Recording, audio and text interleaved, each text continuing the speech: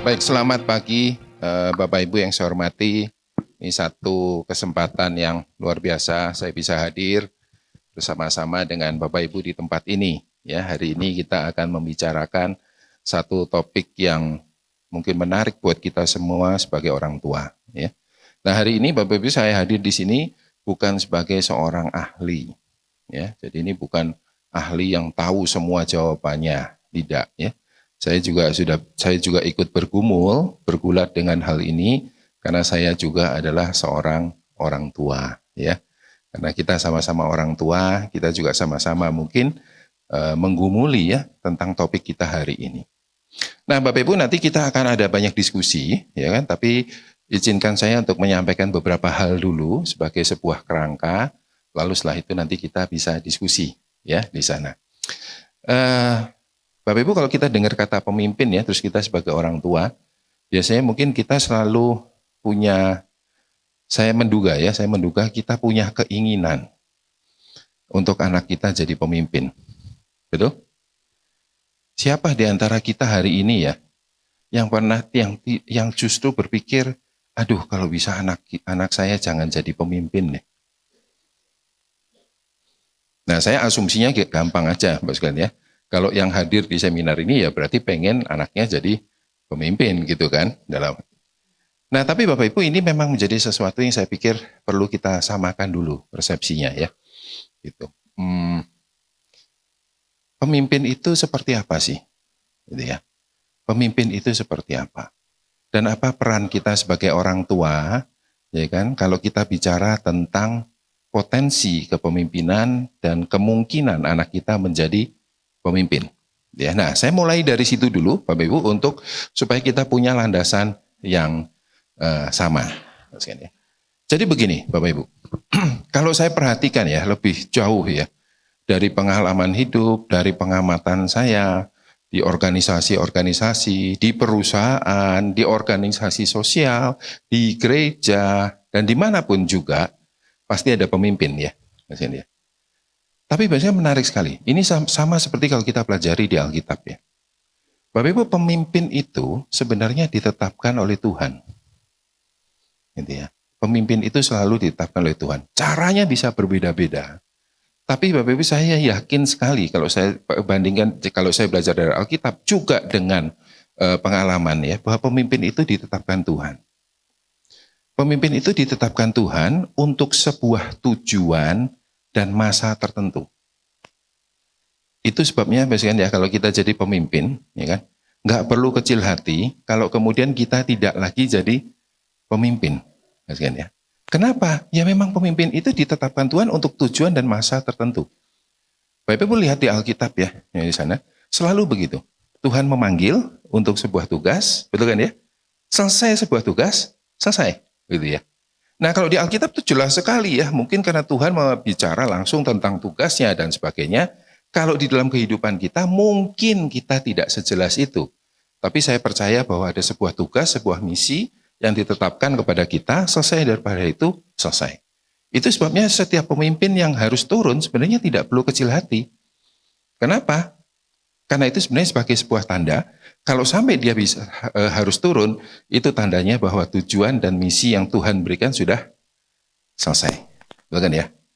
Nah, karena itu biasanya peran kita sebagai orang tua di sini sebenarnya adalah bukan menjadikan anak kita jadi pemimpin. Kita nggak bisa. Kita tidak bisa menjadikan anak kita menjadi pemimpin. Karena pemimpin itu merupakan penetapan dari Tuhan ya. Termasuk di organisasi yang kelihatannya sekuler ya. Kalau di gereja kita bisa ngomong benar sih. Kalau pemimpin di gereja itu ditetapkan Tuhan gitu. Kalau pemimpin di perusahaan, masa sih Tuhan tetapin pemimpin di perusahaan ya. Masa direktur utama itu ditetapkan oleh Tuhan gitu ya. Tapi saya percaya iya. Saya percaya iya. Itu bentuk pemeliharaan Tuhan ya kan secara umum kepada manusia yang ada di bumi ini. Nah kalau gitu peran kita sebagai orang tua apa? Peran kita itu sebenarnya cuma mempersiapkan mereka untuk siap pakai. Ya. Siapa yang akan memakai? Tuhan. Kalau ada saatnya nanti Tuhan mau pakai, kalau ada tugas yang ingin Tuhan berikan kepada mereka, kalau ada misi yang ingin Tuhan berikan kepada mereka, anak kita siap, betul ya. Peran kita sampai di situ, ya. Jadi nggak perlu kecil hati kalau nanti kemudian anak kita tidak jadi pemimpin, kan ya. Poinnya bukan itu, ya kan? Poin kita cuma mempersiapkan mereka untuk bisa siap pakai. Tanggung jawab kita di hadapan Tuhan bukan menjadikan mereka jadi pemimpin, tapi mempersiapkan mereka untuk bisa Tuhan pakai menjadi pemimpin. Ya, nah ini landasan pertamanya, kan ya. Nah sekarang saya masuk ya kan itu tadi sebagai landasan supaya kita tahu apa yang akan kita lakukan ke depan ya, semangatnya seperti apa. Bapak Ibu, kalau kita bicara tentang mempersiapkan orang sebagai pemimpin, itu pada umumnya kita mempersiapkan kemampuan mereka untuk memimpin, betul? Makanya yang selalu kita bayangkan adalah apa? Kita harus latih ini, kita harus begitukan, kita harus begini, ya kan? Supaya nanti waktu mereka jadi pemimpin, mereka mampu memimpin. Jadi kita tuh selalu bicara dari sisi apa? Kemampuan. Hari ini tantangannya berbeda sedikit. Kita mundur satu lagi, kan? Bukan ngomong kemampuannya dulu. Ngomong soal apa? Kemauan. Aneh ya? Nggak pernah ada tuh waktu kita bicara soal kepemimpinan, bicara soal kemauan. Ya, bicaranya selalu kemampuan. Asumsinya apa? Kalau kita latih kemampuan itu, orangnya mau jadi pemimpin, betul kan ya? Yang selalu kita takutkan adalah apa? Mereka mau, tapi nggak mampu. Makanya kita kasih kemampuan. Betul ya, Mas Ken ya? Hari ini tantangannya berbeda. Dan ini yang perlu kita perhatikan sebagai orang tua. Generasi yang lebih muda dideteksi memiliki kemauan memimpin yang rendah. Kemarin saya ketemu pimpinan perusahaan, marah-marah dia. Gue baru tahu loh, baru sekali ini nih gue kejadian kayak gini. Kenapa? Ceritanya menarik. Ada seorang anak muda yang berprestasi. Sangat baik. Kalau di perusahaan, kalau dia berprestasi dia apa ya? Dipromosi dong, betul kan ya? Maka dalam usia yang muda itu dia dipromosi menjadi manajer. Ya kan? Si pimpinan ini waktu ngomong manggil dia, ya kan? Itu PD-nya udah luar biasa dan dia merasa sangat antusias. Karena apa? Nawarin promosi, betul kan ya? Kalau kita minta dia, kalau kita PHK orang, nah itu kita lemes. Tapi kalau kita nawarin jadi manajer kan seneng dong, ya kan? Gitu. Jadi dia dengan antusias menawarkan hal itu. Yuk bagus, ya kan? Bulan depan saya angkat jadi manajer ya. Bapak Ibu tahu apa reaksinya? Wah, sorry Pak, saya nggak mau jadi manajer. Kagetnya setengah mati ya. Orang lain itu pengen dipromosi, ini dipromosi, no. Nah, terus dia kaget, diajak ngomong ya dari sini. Kenapa? Kan begitu, kan begini. Benefitnya begitu, ya kan biasanya kan gitu, gajinya naik. Ya kan, nanti dikasih mobil dan segala macam, dimingin-mingin itu. No, Pak. Coba deh Anda pikirin dulu, ya kan? Masa jadi manajer nggak mau? Aneh kan? Gitu. Orang lain tuh keluar kerjaan karena nggak naik-naik jabatan, ini naik jabatan, jadi nggak mau. Yang lebih membuat dia kaget apa, Bapak Ibu? Besok paginya anak muda ini minta waktu ketemu dan menyerahkan surat pengunduran diri. Pak, saya mundur dari perusahaan ini. Ini membuat, ya ini pimpinan perusahaannya seusia saya ya. Itu dia bilang ini kejadian yang absurd, aneh. Orang keluar karena dipromosi. Biasanya orang keluar karena kenapa gua nggak dipromosi, ya kan? Kenapa gua nggak naik-naik, gitu kan ya? Di situ. Ini dinaikin. Bapak Ibu, itu kejadian nggak hanya sekali. Sekarang banyak sekali terjadi. Orang muda tidak mau memimpin. Kenapa? Pak, pemimpin itu susah. Ya kan? Jadi pemimpin itu cari gara-gara. hidup saya akan menjadi tidak enak. Hari ini saya bisa tenang, betul kan ya di sana. Nah, Bapak Ibu, anak muda kita, ya ini berarti anak-anak kita nanti, ya kan itu kan anak yang sekarang sudah pada usia segitu tuh, ya. Ini generasinya nanti kan anak-anak kita pasti lebih muda dari dia ya di situ. Dideteksi akan reluctant untuk memimpin. Jadi misalkan hari ini di hampir setiap organisasi, termasuk di gereja, termasuk di perusahaan, ya kan? Diskusinya bukan ngomong tentang bagaimana membuat orang mampu memimpin. Diskusinya adalah apa? Bagaimana membuat orang mau mimpin. Aneh banget ya. Gitu, nggak pernah loh mikirin gitu. Orang lain tuh ngasih training ya kan untuk membuat bagus. Ini maunya aja nggak ada. Alasannya apa misalnya? Banyak.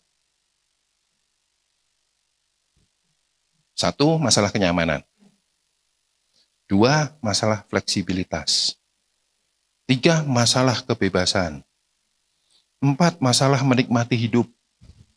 Lima, masalah keseimbangan hidup. Life balance. Enam, mental health. Kesehatan mental. Maksudnya ya. Itu banyak alasannya. Maksudnya. Kalau ada juga yang masalah pendapatan, ada yang lebih menarik lagi. Misalkan saya pernah ketemu dengan anak muda, dia bilang, kenapa saya nggak mau jadi manajer? Saya jadi manajer ya, kerjaan saya makin banyak dan biasanya itu gini, misalkan ya, kalau sudah jadi manajer di perusahaan itu, ya kan, itu kan lembur nggak ada, semua nggak ada, all in, ya kan? Ngapain kayak gitu? Mending tidak jadi manajer, jam 5 saya pulang, jam 5 saya masih bisa kerja yang lain kalau sama-sama nyari duit. Betul? Hari ini kan banyak kemungkinan orang bekerja tanpa harus di perusahaan kan? Ya kan? Kalau begitu mending jam 5 saya pulang, saya ngerjain di situ. Yang kerja jam 8 sampai jam 5 itu adalah untuk stabilitas income, tetap sama ya. Tapi untuk nambahnya setelah jam 5, ya kan? Manajer hari Sabtu bisa diundang kalau ada masalah di perusahaan, betul kan ya? Kalau bukan manajer kan enggak. Hari Sabtu ngapain? Ya kalau dia mau main ya main. Kalau dia masih mau bekerja yang lain ya silahkan, begitu kan ya. Tapi kemudian jadi menarik. Bapak Ibu, ini poin pertama. Jadi waktu kita bicara tentang mempersiapkan anak kita, kan ya, habis ini kita ngomong kemampuannya, ya kan. Tapi salah satu PR kita mungkin adalah nanti kalau tiba saatnya Tuhan minta dia untuk jadi pemimpin ya, entah di perusahaan, entah dimanapun juga ya, mau nggak ya? Karena misalkan sekalipun nanti mereka punya kemampuan, tapi kalau tidak mau, selesai. Betul? Semua yang kita latih untuk kemampuannya selesai kan? Kenapa nggak mau kok? Nah Bapak Ibu, ini poin pertama. Ya, di situ. Nanti habis ini saya ngomong dengan anak-anak SMA. Ya tentunya saya nggak ngomong ini. Ya, karena kan objeknya mereka. Ya, di situ ya. Gitu. Tapi sebagai orang tua, kan, itu yang pertama. So kalau ditanya bagaimana kita membentuk atau mempersiapkan anak-anak kita jadi pemimpin masa depan, maka yang pertama adalah apa? Coba dong kita lihat dulu ya. Coba dong kita bisa encourage mereka untuk mau. Mau dulu. Belum ngomong soal mampu. Ya. Itu PR terbesar kita hari ini. Terus kan? Ya. Nah itu yang tadi saya katakan. Terus kan, ya. Di banyak organisasi hari ini pusing. Pusing karena apa? Nggak ada yang mau. Jadi manajer nggak mau, jadi direktur nggak mau, ya kan? Aneh, ya, aneh memang yang di situ. Tapi mereka punya alasan sendiri mengapa mereka tidak mau hal itu. Itu yang pertama ya. Nah sekarang kita yang kedua, kita masuk kemampuannya, ya kan? Di situ. Karena kalau kemauan ini, bos kan, memang susah ya. Ayo gimana cara membangun kemauan? Ada banyak beberapa, bos kan. Tapi misalkan salah satunya adalah gini. Kenapa mereka tidak mau jadi pemimpin? Itu karena nggak mau susah. Itu poinnya, bos kan ya. Kan semuanya tadi kaitannya gitu kan. Hidup gue jadi lebih susah tuh kok jadi pemimpin. Ngapain? Gitu kan ya. Jadi bos kan adalah gimana mereka bisa menikmati. Ini bukan maksudnya orang ini jadi orang yang sakit dan senang sesuatu yang istilahnya susah gitu ya. Mencari kesusahan, bukan itu. Ya kan? Tapi kalau mereka berhadapan dengan kesusahan, mereka perlu melihat itu sebagai sebuah challenge. Gitu kan ya? Sebagai sebuah tantangan yang harus dikalahkan, misalkan begitu ya. Nah, bentuk-bentuk seperti ini akan dalam kesehariannya itu akan muncul. Bapak Ibu kerasa nggak bahwa anak-anak kita hari ini ya, itu sebenarnya memang menghindari kesusahannya sampai titik ekstrim ya? Kan anak, betul? Ya, gitu. Dulu kita ngamai kayak gitu tuh kita nggak merasa itu susah. Hari ini dia merasa itu susah. Ya, kita melakukan itu bukan sesuatu yang berat. Sekarang anak kita berat, bukan ya di sana. Kalau Pak Renald Kasali selalu ngomong dengan istilah generasi strawberry, ya di situ. Gitu. Nah, ini yang pertama. Sekarang kita ngomong tentang kemampuan. Ya. Kalau bicara soal kemampuan, kita mempersiapkan mereka itu kan untuk masa depan. Jadi kita perlu lihat sebenarnya kepemimpinan masa depan itu seperti apa. Ya kan? Jangan sampai kita siapkan mereka untuk hari ini, ya kan? Tapi sebenarnya yang kita siapkan hari ini sebenarnya tidak relevan untuk masa depan, karena mereka jadi pemimpinnya di masa depan. Bapak Ibu, ini adalah sebuah survei yang dilakukan oleh McKinsey kepada ribuan pimpinan organisasi, ya kan, tersebar di beberapa negara. Survei ini sebenarnya sederhana, mereka menanyakan ke depan itu ya, kira-kira pemimpin dan kepemimpinan itu seperti apa? Kalau Anda melihat gejala-gejala yang terjadi hari ini, kalau saya harus proyeksi ke depan itu kira-kira seperti apa? Nah, itu mereka survei kepada pemimpin-pemimpin. Nah, setelah mereka survei, mereka analisis, mereka ketemu ada 5 pergeseran kepemimpinan. Kalau hari ini, bandingkan dengan masa depan, akan ada 5 pergeseran. Bahkan yang pertama, adalah pergeseran pergeseran fokus. Pergeseran fokus. Menurut pemimpin-pemimpin yang tadi disurvei, akan ada pergeseran fokus. Fokus seorang pemimpin, kalau hari ini mungkin bicara tentang apa yang saya atau kami dapat. Saya itu tidak berarti harus pribadi, saya itu bisa saja organisasi kan. Saya memimpin perusahaan, apa yang perusahaan bisa dapatkan, apa yang gereja bisa dapatkan, apa yang organisasi bisa dapatkan.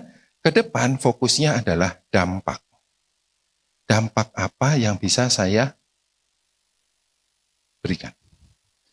Jadi geser ya, dari apa yang saya dapat menjadi apa yang saya bisa berikan. Dampak apa yang bisa saya buat. Kalau nanti akan kita bicara lebih jauh lagi, tapi secara singkat ya, hari ini kalau Bapak Ibu bicara dengan anak-anak muda, lalu bicara tentang perusahaan ya, kan biasanya ada interview ya di sana. Itu sudah mulai muncul, ya kan, pertanyaan-pertanyaan terkait dengan hal ini. Jadi mereka tidak tanya perusahaan ini akan jadi besar atau tidak, tapi yang mereka tanya adalah apa? Perusahaan ini dampaknya apa? Dampak kemana? Kepada masyarakat, pada sosial, gitu ya. Di sana itu mereka tanya. Gaji mereka tanya nggak?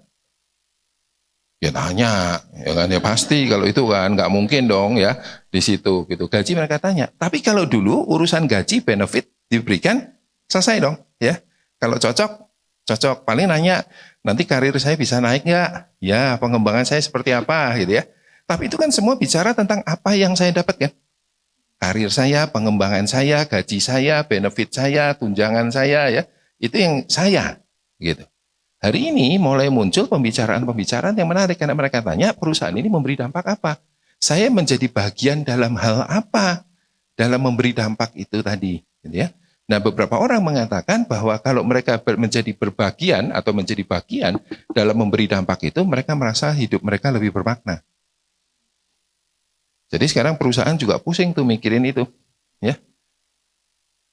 Beberapa perusahaan mencoba mengarang bebas, betul kan ya? Apa nih ya dampaknya? Nggak pernah mikir, ya kan? Di situ beberapa perusahaan memikirkan dengan serius, ya kan? Itu bahkan waktu mereka menjual produknya pun mereka harus bisa mengatakan bahwa produk ini memberi dampak positif kepada masyarakat, ya. Nah, itu gejalanya, ya, gejalanya, ya. Sehingga para pemimpin ini mengatakan itu ke depannya akan seperti itu. Yang kedua, cara pandangnya. Cara pandangnya biasanya bergeser dari kompetisi, ya kan, menjadi kolaborasi. Jadi kolaborasi antar, kalau ini di perusahaan misalkan kolaborasi antar pesaing itu sesuatu yang biasa. Ya. Kalau Bapak Ibu lihat handphone Bapak sekalian, apa contohnya? iPhone gitu ya. Itu layarnya kan Samsung yang buat. Jadi sebenarnya kita beli iPhone atau Samsung? Mereknya iPhone, Samsung, ya layar. Lah kok Samsungnya mau ya? Kan dia bilang nih, loh saya buatin layar, yang ada di situ Anda pakai, di situ misalkan, atau mungkin komponennya dari saya, kan Anda yang untung. Karena pakai merek Anda kan gitu ya. Enggak juga tuh mereka ya. Nah, itu kalau dalam bisnis sudah kelihatan ya, kolaborasi-kolaborasi seperti itu. Dalam organisasi sosial pun sudah mulai muncul ya. Gereja-gereja juga sekarang sudah mulai muncul kolaborasi-kolaborasi di mana zaman dulu kayaknya malah bersaing ya di sana. Nah, itu ke depannya, Bapak sekalian, pemimpin itu diharapkan untuk bisa masuk ke seperti ini. Dan ini disebutnya sebagai cara pandang. Bapak sekalian ya, cara pandangnya menjadi kolaborasi. Yang ketiga, cara menggerakkan. Pemimpin kan menggerakkan. Kalau dulu itu perannya lebih banyak pada perintah yang mendasarkan diri pada otoritas. Hari ini, biasanya cara menggerakkannya adalah lebih sejajar, partnership. Ya. Hubungannya bukan atas sama bawah, tapi kiri dengan kanan. Ini. Menggerakkan orang yang sejajar itu mudah nggak, Mas? Susah ya? Susah itu, susah banget tuh. Memimpin teman sejajar itu susah banget. Memimpin bawahan lebih gampang. Karena apa? Kalau memimpin lebih bawahan, kita posisinya atas sama bawah ya. Tapi ini enggak. Nanti bahkan dengan bawahan pun pendekatannya sekarang sudah menjadi mitra ya, sejajar. Ya. Nah, ini kalau mau didebatkan menjadi menarik ya, ya. Didebatkan secara teologis lebih menarik lagi. Tapi hari itu di luar kompetensi saya, jadi saya nggak ngomongin dari sisi teologis ya, terkait dengan masalah authority. Sebenarnya di orang tua juga sama ya. Orang tua itu sekarang hubungannya dengan anak seperti apa? Teman itu berarti sejajar dong. Betul kan ya? Teman sejajar kan? Padahal zaman dulu orang tua dan anak, ya namanya orang tua dan anak itu posisinya atas dan bawah, bukan ya? Nah kalau gitu parenting kita itu atas bawah atau sejajar? Nah itu saya cuman trigger aja, ya kan? Judul seminar berikutnya, ya, yang bicara yang lain, ya, ada di situ, kan ya? Karena ada parenting di dalam Alkitab, kita harus juga gali ya, kan ya? Pendekatan-pendekatan menjadi teman ada sisi positifnya, tapi apakah memang itu menjadi sesuatu yang menjadi dasar yang Tuhan minta dalam hubungan orang tua dan anak? Nah itu perlu kita pelajari, ya kan? Sama juga di kepemimpinan juga sama, ya kan? Atas bawah itu bicara soal otoritas kan, di situ. Tapi sekarang kita ngomong kemitraan. Apakah dengan kemitraan itu semua akan jadi sesuatu yang baik? Ya belum tentu, kan ya. Tapi memang trennya ke arah sana. Ya kan? Sehingga saya lebih suka mengatakan hal ini adalah bukan menghilangkan yang otoritas, kan ya. Tapi kalau dulu hanya itu, sekarang ada sisi yang lainnya, yaitu hubungan yang lebih sejajar dan menjadi kemitraan. Cara bekerjanya biasanya juga berbeda. Setiap pemimpin di zaman dulu itu berusaha untuk mengendalikan sepenuhnya, kontrol, kan ya. Kenapa kok harus dikontrol? Karena dia pengen memastikan. Kontrol itu pasti ada kaitannya dengan kepastian. Saya kontrol supaya pasti, kan ya. Kalau saya nggak kontrol, nah saya kan nggak tahu hasilnya gimana, saya nggak pasti. Jadi kontrol dan kepastian itu dua sisi mata uang, ya di situ. Kita ngontrol karena kita pengen kepastian.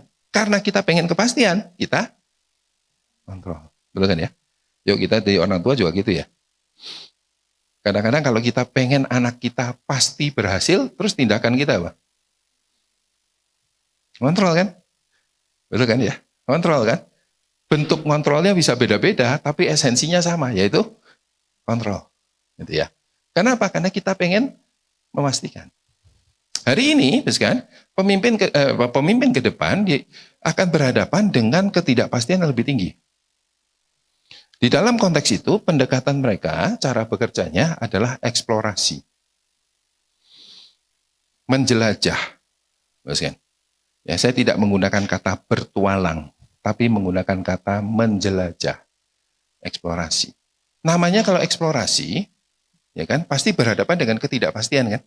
Pasti berhadapan dengan sesuatu yang mengejutkan kita, yang tidak pernah kita bayangkan ya sebelumnya dan sebagainya. Nah, pemimpin ke depan itu harus nyaman dengan ini. Kalau dulu, ya, pemimpin itu cenderungnya adalah pemain musik klasik. Bapak Ibu tahu pemain musik klasik? Buat partitur, betul kan ya? Terus latihannya apain? Latihannya adalah memainkan partitur itu dengan tepat. Benar? Salah meleset nadanya, ulang, gitu kan? Konser dia melakukan itu dengan baik ya, sesuai dengan partitur. Nah, partitur itu yang mengontrol sebenarnya kan? Ya kan di situ. Partitur itu mengontrol betul cara bermain musik kita, ya kan? Makanya kita harus comply, kita harus selaras dengan partitur itu tadi. Kedepannya kita mainnya adalah main jazz. Kalau jazz gimana? Saya bukan ahli musik ya, tapi sepanjang saya perhatiin ya, kayaknya kok nggak ada ya pemain jazz yang minta partitur ya. Betul? Minta dong partiturnya termasuk improvisasinya gitu ya. Enggak. Mungkin lagunya sudah ada, enggak sampai ke panggung juga dia enggak tahu lagunya. Atau artinya mencipta lagu di panggung rasanya enggak sampai sejauh itu. Tapi dia tahu lagunya, tapi kemudian improvisasi kan. Di tengah-tengah improvisasi itu ada banyak kejutan kan. Si drummer kemudian berimprovisasi, gitu kan ya.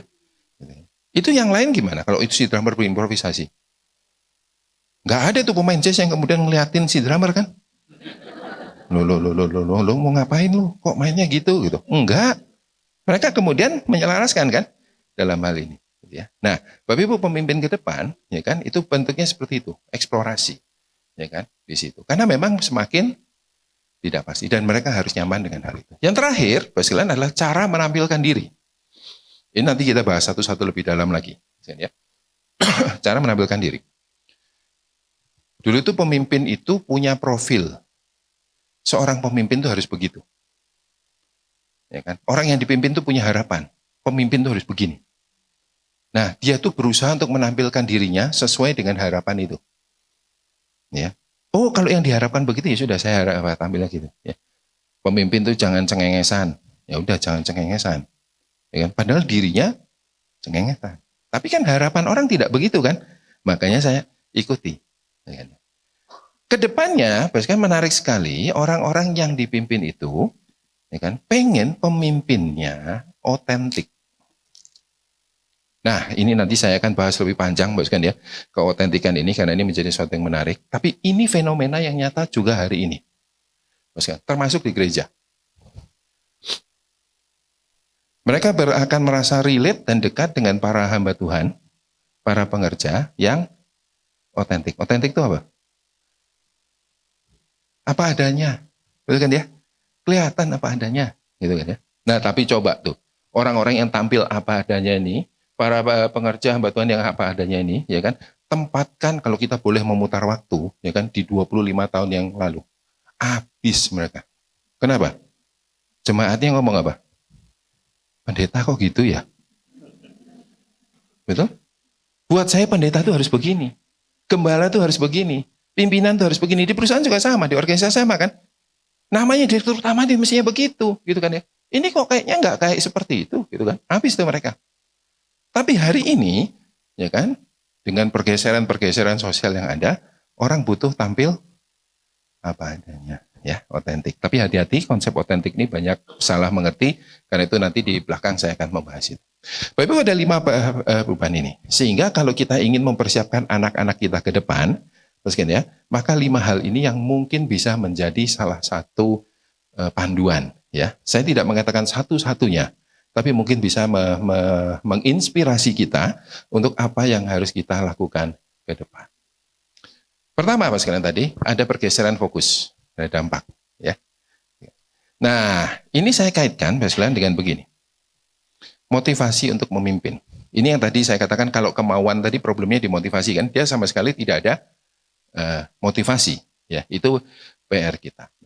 Nah, secara akademik, penelitian empiris membuktikan sebenarnya mengapa sih seorang itu mengapa orang itu mau jadi pemimpin? ya, menjadi pemimpin. Itu ada 3 kemungkinan. Yang pertama, adalah namanya affective identity.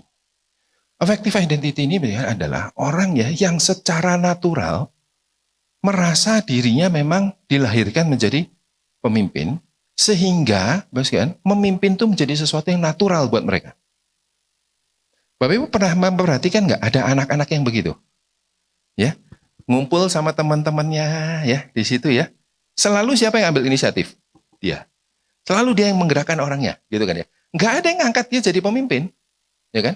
Dan anehnya teman-temannya yang lain, ya nurut.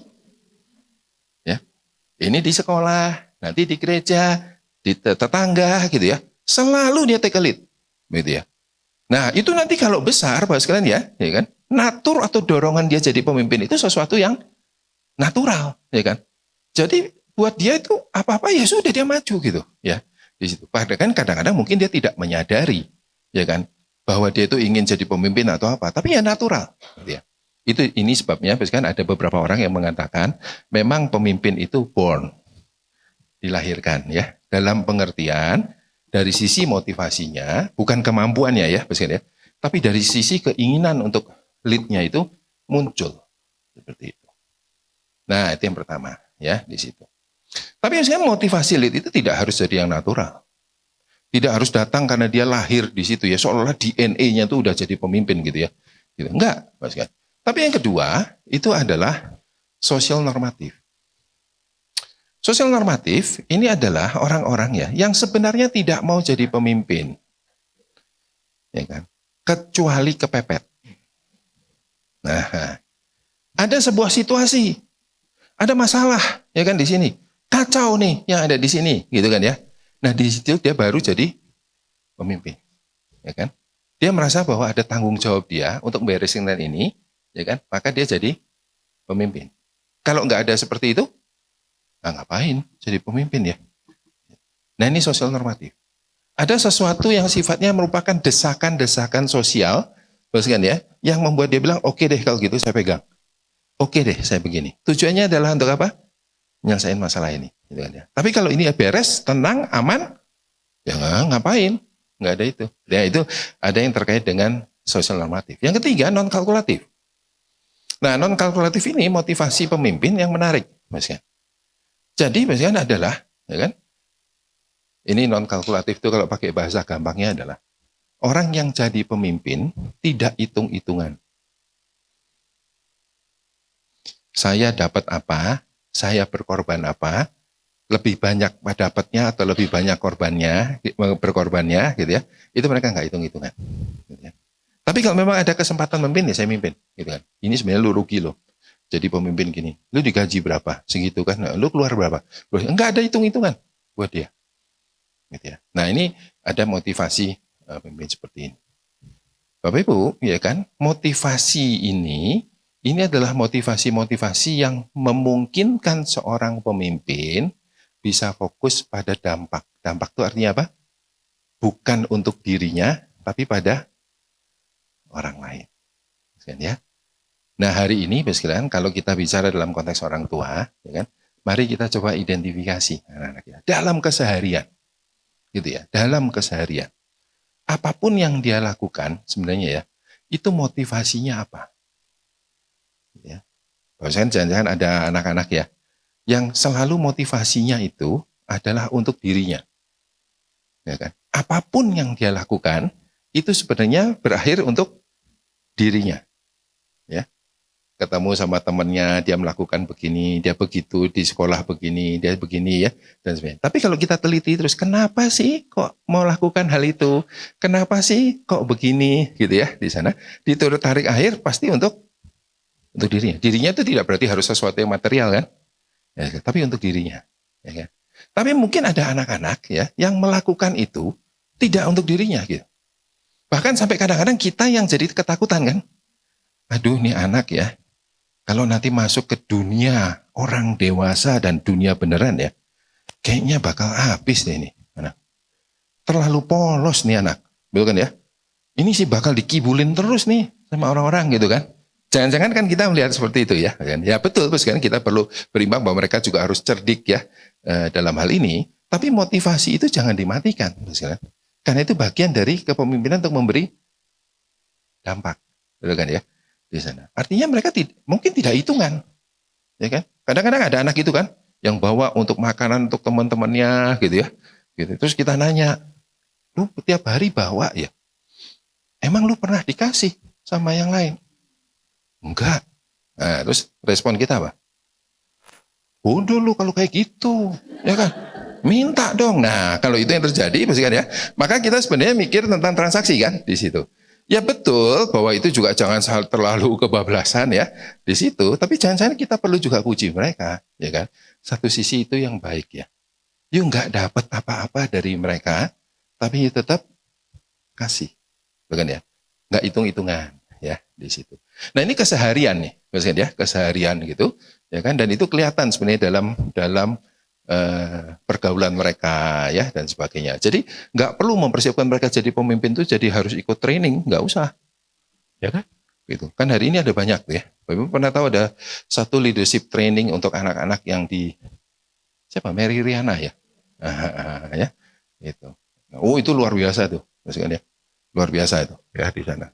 Kalau dari sisi bisnis saya sampai ngitung-ngitung kok, maksudnya.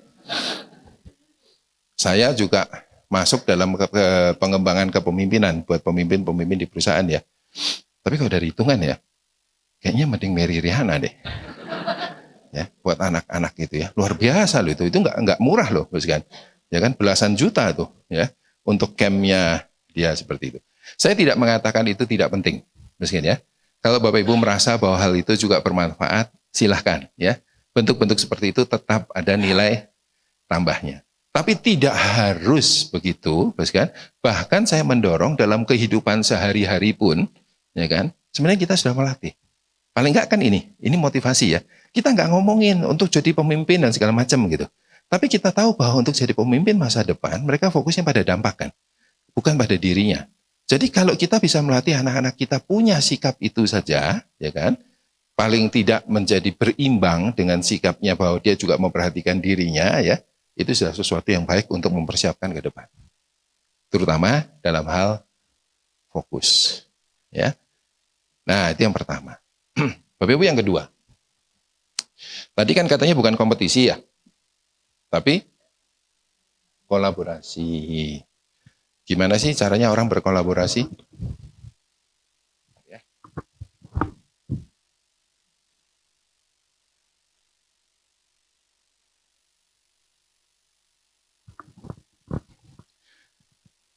Kolaborasi itu kerjasama kan? Biasanya kalau kita di training, kerjasama tuh dibuatin mainan ya.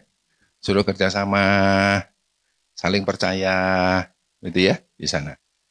Ya itu boleh, baik, Mas Gilan. Tapi ada hal-hal mendasar, Mas Gilan. Mengapa kolaborasi itu bisa berjalan dengan baik sebenarnya? Nah ini adalah seorang peneliti dari Harvard. Mas Gilan. Mereka meneliti bagaimana kolaborasi itu bisa berjalan dengan baik dan bisa berjalan langgeng kolaborasi itu. Dia menemukan, Mas Gilan, ada 6 hal pokok untuk sebuah kolaborasi itu bisa berjalan, bisa ada inisiatif kolaborasi dan kolaborasi itu bisa berjalan dengan baik serta langgeng. Yang pertama, Mas Gilan, adalah bahwa orang-orang yang berkolaborasi ini itu punya kemampuan yang baik. Bukan hanya bicara. Jadi proses kolaborasi itu, Mas Gilan, ya kan? Perlu mendengar satu dengan yang lain. Kalau kita tidak mendengar satu dengan yang lain, kolaborasi itu enggak jalan. Ya. Nah, kan mendengar, ya, bukan bicara. Hari ini kalau kita ketemu dengan anak-anak kita ya, kita lebih banyak mendorong mereka, melatih mereka untuk bicara atau mendengar. Wah ini geser. Zaman saya dulu, misalnya ya, itu kita pusing orang nggak berani ngomong. Makanya latihannya adalah untuk apa? Ngomong. Berani dong ngomong, ya kan? Menyampaikan pendapat gitu loh, ya kan? Kok diem aja, itu kan ya? berani ya bicara. Hari ini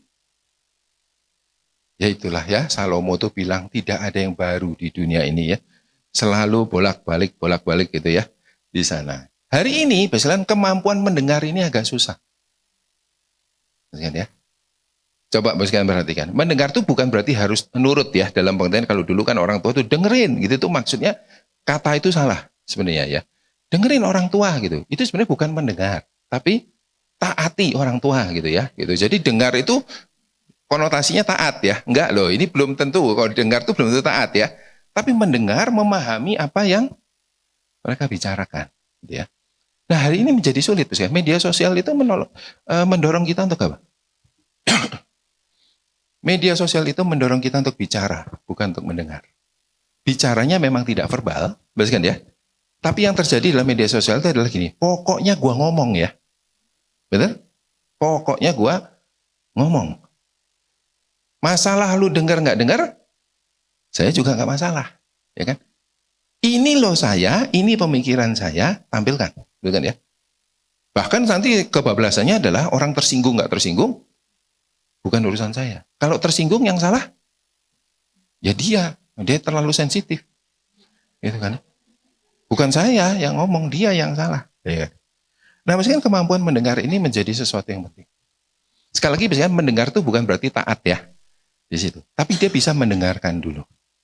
Gitu. Nah, kadang-kadang kalau dalam pembicaraan dengan anak-anak juga gitu ya, seringkali mereka itu tidak mau mendengar, ya, tidak mau mendengar kita. Yang terjadi adalah apa? Mereka ngomong terus di situ, tapi mereka nggak dengar, gitu ya. Nah, di sini kita latih. Nah, masalahnya kan kadang-kadang ya, ini mereka tuh juga niru kita sih. Itu yang jadi problem ya, gitu ya. Jadi jangan-jangan kita tuh juga hobi ngomong, gitu ya. Saya menduga, ya, kalau di riset, ya, itu hobi ngomong itu meningkat seiring usia. Ya. Semakin tua kita, semakin kita tuh senang ngomong tuh, bukan ya? Menasehati orang gitu ya gitu. Semakin susah kita untuk mendengar, bener ya?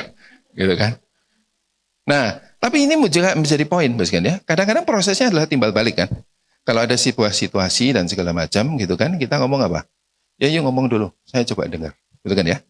Ya, dengar, terus kita ngomong, oke ya, sekarang giliran saya ngomong. Gitu kan? Sekarang saya ngomong ya, gitu. You dengerin. Waktu dia ngomong, saya nggak potong. Tapi saya juga bilang, kalau saya ngomong, jangan potong ya. Gitu. Coba dengerin dulu. Ya kan? Tapi ini mulai dari kita dulu, kita ngomong, saya dengerin Anda, gitu ya. Lalu setelah itu, saya dengerin saya ya. Gitu. Ini pola yang menjadi sesuatu yang perlu kita latih. Ya. Kalau ini, Bapak Ibu, peranan keluarga sangat penting. Ya kan? Kenapa? Karena dalam pergaulan mereka, belum tentu mereka seperti itu. Biasanya kebayangkan kalau generasinya sama dan semua ngomong, siapa yang bilang harus mendengar? Wong semua hobinya ngomong. Gitu? Jadi peranan keluarga kan sangat penting. Kan ya di sini. Ya sekolah juga penting, tapi sekolah itu kan hubungan antara guru dan muridnya ya. Di situ. Tapi dalam pergaulan di situnya kan kita udah susah ngontrolnya ya di situ. Mereka akan terjadi, mereka akan saling bicara sendiri dalam hal ini. Tapi ini poin penting. Kolaborasi datang karena itu. Nah hari ini kan jangan-jangan kolaborasi itu banyak didengungkan orang, tapi kemudian kok ya nggak jadi-jadi, ya kan? Salah satunya karena memang orang yang berkolaborasi tadi kemampuan mendengarnya, ya itu yang pertama. Yang kedua, kan adalah membangun empati. Kolaborasi itu terjadi karena kita bisa berempati satu dengan yang lain. Berempati itu seperti apa? Saya bisa merasakan Anda, saya bisa berpikir dengan cara pikir Anda. Ya. Ini pun mesti dilatih. Berempati. Sekali lagi, media sosial, ya kan, itu hari ini salah satu ekses ya, dia banyak sisi positifnya. Ekses negatifnya adalah empati ini berkurang. Betul? Yang tadi saya katakan itu, yang penting saya keluarkan, betul kan ya? Terserah, you mau terima atau tidak terima. Ya. Ngomong kalau Anda tersinggung, yang salah bukan saya. Ya kenapa Anda terlalu sensitif? Ya kan? Lah pernyataan itu saja sudah tidak empatik. Ya. Jadi kan kalau misalkan lihat hal ini, ya kan, sangat mengerikan. Teman saya, Bos kan, ya kan, itu di luar pekerjaannya bersama-sama dengan saya, dia itu menjadi konselor untuk anak-anak sekolah di Jakarta, ya. Nah, suatu hari, Bos kalian, anaknya datang ke dia. Dia bilang, "Mah, ini teman saya kayaknya mau bunuh diri." Waduh, kaget dong ya. Ya dari situ. Nah, tapi terus dia canggih itu cerita ditangani oleh dia. Lalu dia tanya sama anaknya, ya kan? Kenapa sih kok teman kamu tuh sampai mau bunuh diri? Ya habis ini loh teman-temannya. Ya mungkin dibully atau apa ya di situ. Tapi sekalian itu terjadi di WA grupnya dia. Ya kan? Nah anaknya teman saya ini itu satu grup dengan itu, makanya dia tahu. Gitu. Maka WA grup itu ditunjukkan ke teman saya itu, dibaca. Itu dia bilang, ya kan, saya tidak pernah terbayang ada orang yang bisa ngomong gitu, ya kan, dan tidak pernah berpikir sedetik pun bahwa itu sangat menyakitkan buat orang yang membaca. Kok bisa ada orang menulis seperti itu? Kok bisa ada orang yang mikir kayak begitu? Kok bisa ada orang yang tega ngomong seperti itu? Tapi itu kejadian. Nah, orang yang menulis itu memang nggak pernah sadar, ya kan? Dia tidak pernah berpikir ini dampaknya gimana nih, perasaan orang lain gimana ya, dan sebagainya. Nah, itu kan masalah empati ya, sebenarnya di situ. Nah, ini PR lagi, buat kita. Bagaimana membangun empati. Kita ini mungkin di generasi-generasi yang beruntung, ya kan? Entah kita tuh dipaksa atau seperti apa ya, pola di masa lalu yang nggak tahu, ya. Tapi empati itu, ya kan, seolah-olah menjadi sebuah bagian dari kemampuan natural kita. Betul kan ya? Nggak ada kan? Oh, istilah empati aja kita juga nggak tahu dulu. Betul? Baru tahu belakangan ini istilah empati kan gitu. Tapi setelah kita tahu empati itu, kita merasa, kayak gini kok diajarin ya? Betul? Bukankah ini sesuatu yang normal sebagai seorang manusia? Ya kan? Dulu juga begitu ya di sana. Kenapa ini harus diajari? Nah, ini ada banyak masalah kan di anak-anak kita sekarang ya, karena pengaruh-pengaruh yang lain, tapi ini menjadi sesuatu yang menjadi perhatian. Salah satunya memang kan adalah empati itu bisa dibangun kalau lebih banyak bergaul tatap muka.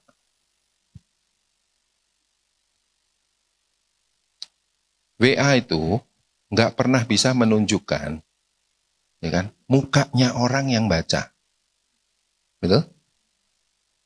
Tapi kalau kita ngomong, ya kan, kita nih udah jaga nih omongan kita nih, kita udah merasa nih omongan udah, aduh nih udah halus banget nih, gitu ya.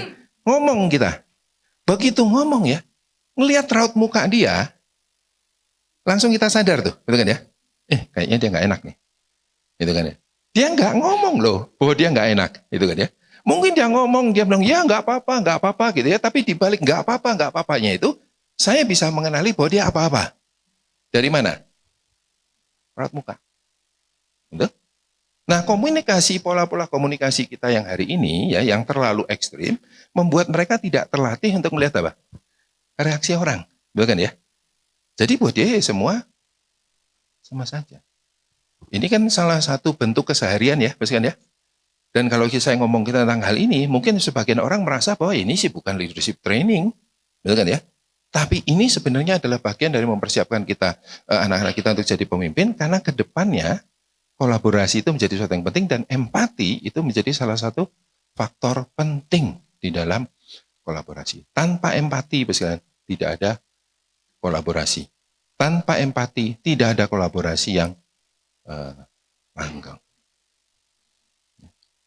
Nah, sekali lagi, setiap kali seperti itu, keteladanan dari kita juga penting ya.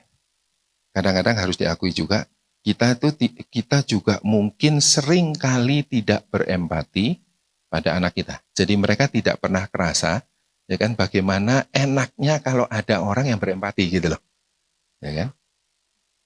Kadang-kadang ya, bisa jadi kan, dalam keseharian kita lupa, kita lepas dalam hal itu. Nah, ini yang menjadi warning juga buat kita. Ketiga, nyaman atas feedback. Kolaborasi, orang yang beraneka ragam, itu pasti biasanya ada masalah kan. Dan waktu ada masalah, pasti orang akan memberikan feedback kan. Gini dong, jangan gitu dong, begini dong, lebih baik begini kan. Yuk kok begitu. Nah, itu kan sering kali terjadi. Ya. Nah, bagaimana kita nyaman dengan hal itu? Dengan kritikan seperti ini. Nah, ini tuh memang jadi susah nih, Mas kan, untuk generasi ke depan ini ya, gitu kan ya. Tadi di suatu sisi, jadi kadang-kadang tuh kontradiksi. Di satu sisi mereka tidak berempati, betul?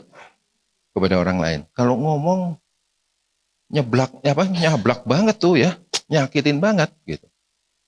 Tapi mestinya kalau mau konsisten, ya kan, hatinya dia juga seperti itu, betul kan ya? Maksudnya sangat tegar, orang ngomong apapun juga cuek aja, betul kan ya? Tapi kan nggak gitu. Di satu sisi dia bisa bebas ngomong sama orang lain begitu ya, tapi ada hal sedikit aja buat dia, terus dia ngomong apa? Waduh, dia bully gue nih. Kadang-kadang waktu sama anak saya juga ngobrol gitu, itu teman saya membuli gitu kan. Saya tuh mencoba gali, maksudnya bully itu kayak apa? Iya, dia tuh body shaming. Ngomong apa sih? Nah iya masa manggil kayak gitu? Dia panggil apa? Lu botak kesini. Itu body shaming. Lah kadang-kadang kalau dalam pembicaraan kayak gitu ya, terus saya jadi mikir gitu, loh itu dulu zaman kita ya, keseharian tuh, betul kan ya? Dan kita tuh ya, pasti kan ya, yang ngomong tidak bermaksud jelek, yang nerima juga oke-oke aja, betul kan ya? Itu kan ada teman kita yang dari dulu dipanggil, gendut sini, gitu kan ya? Itu sampai hari ini walaupun dia kurus, tetap kita panggil gendut, gitu kan ya? Dut sini lu, gitu ya, gitu. Tapi kan dia juga nggak tersinggung, tapi kita juga nggak ada maksud untuk mempermalukan dia ya dari sana gitu. Sehingga kadang-kadang saya jadi mikir ya, ini di satu sisi dia begitu, tapi di sisi lain, ya kan, hal sekecil itu pun buat dia, wah itu sesuatu yang, nah, terus kan ini menjadi masalah ya dalam konteks feedback itu, ya kan. Ada banyak perusahaan hari ini juga muncul gitu. Aduh Pak, baru ditegur gitu aja, resign. Aneh ya, tegur gitu ya. Kalau zaman-zaman kita dulu, pas kan ya, teguran itu udah biasa kan, itu kan ya. Di sekolah tuh juga dulu gitu kan, kayaknya nggak ada yang benar tuh kita, bener ya. Ke kiri dipanggil, kenapa lu ke kiri? Oh berarti ke kanan dong.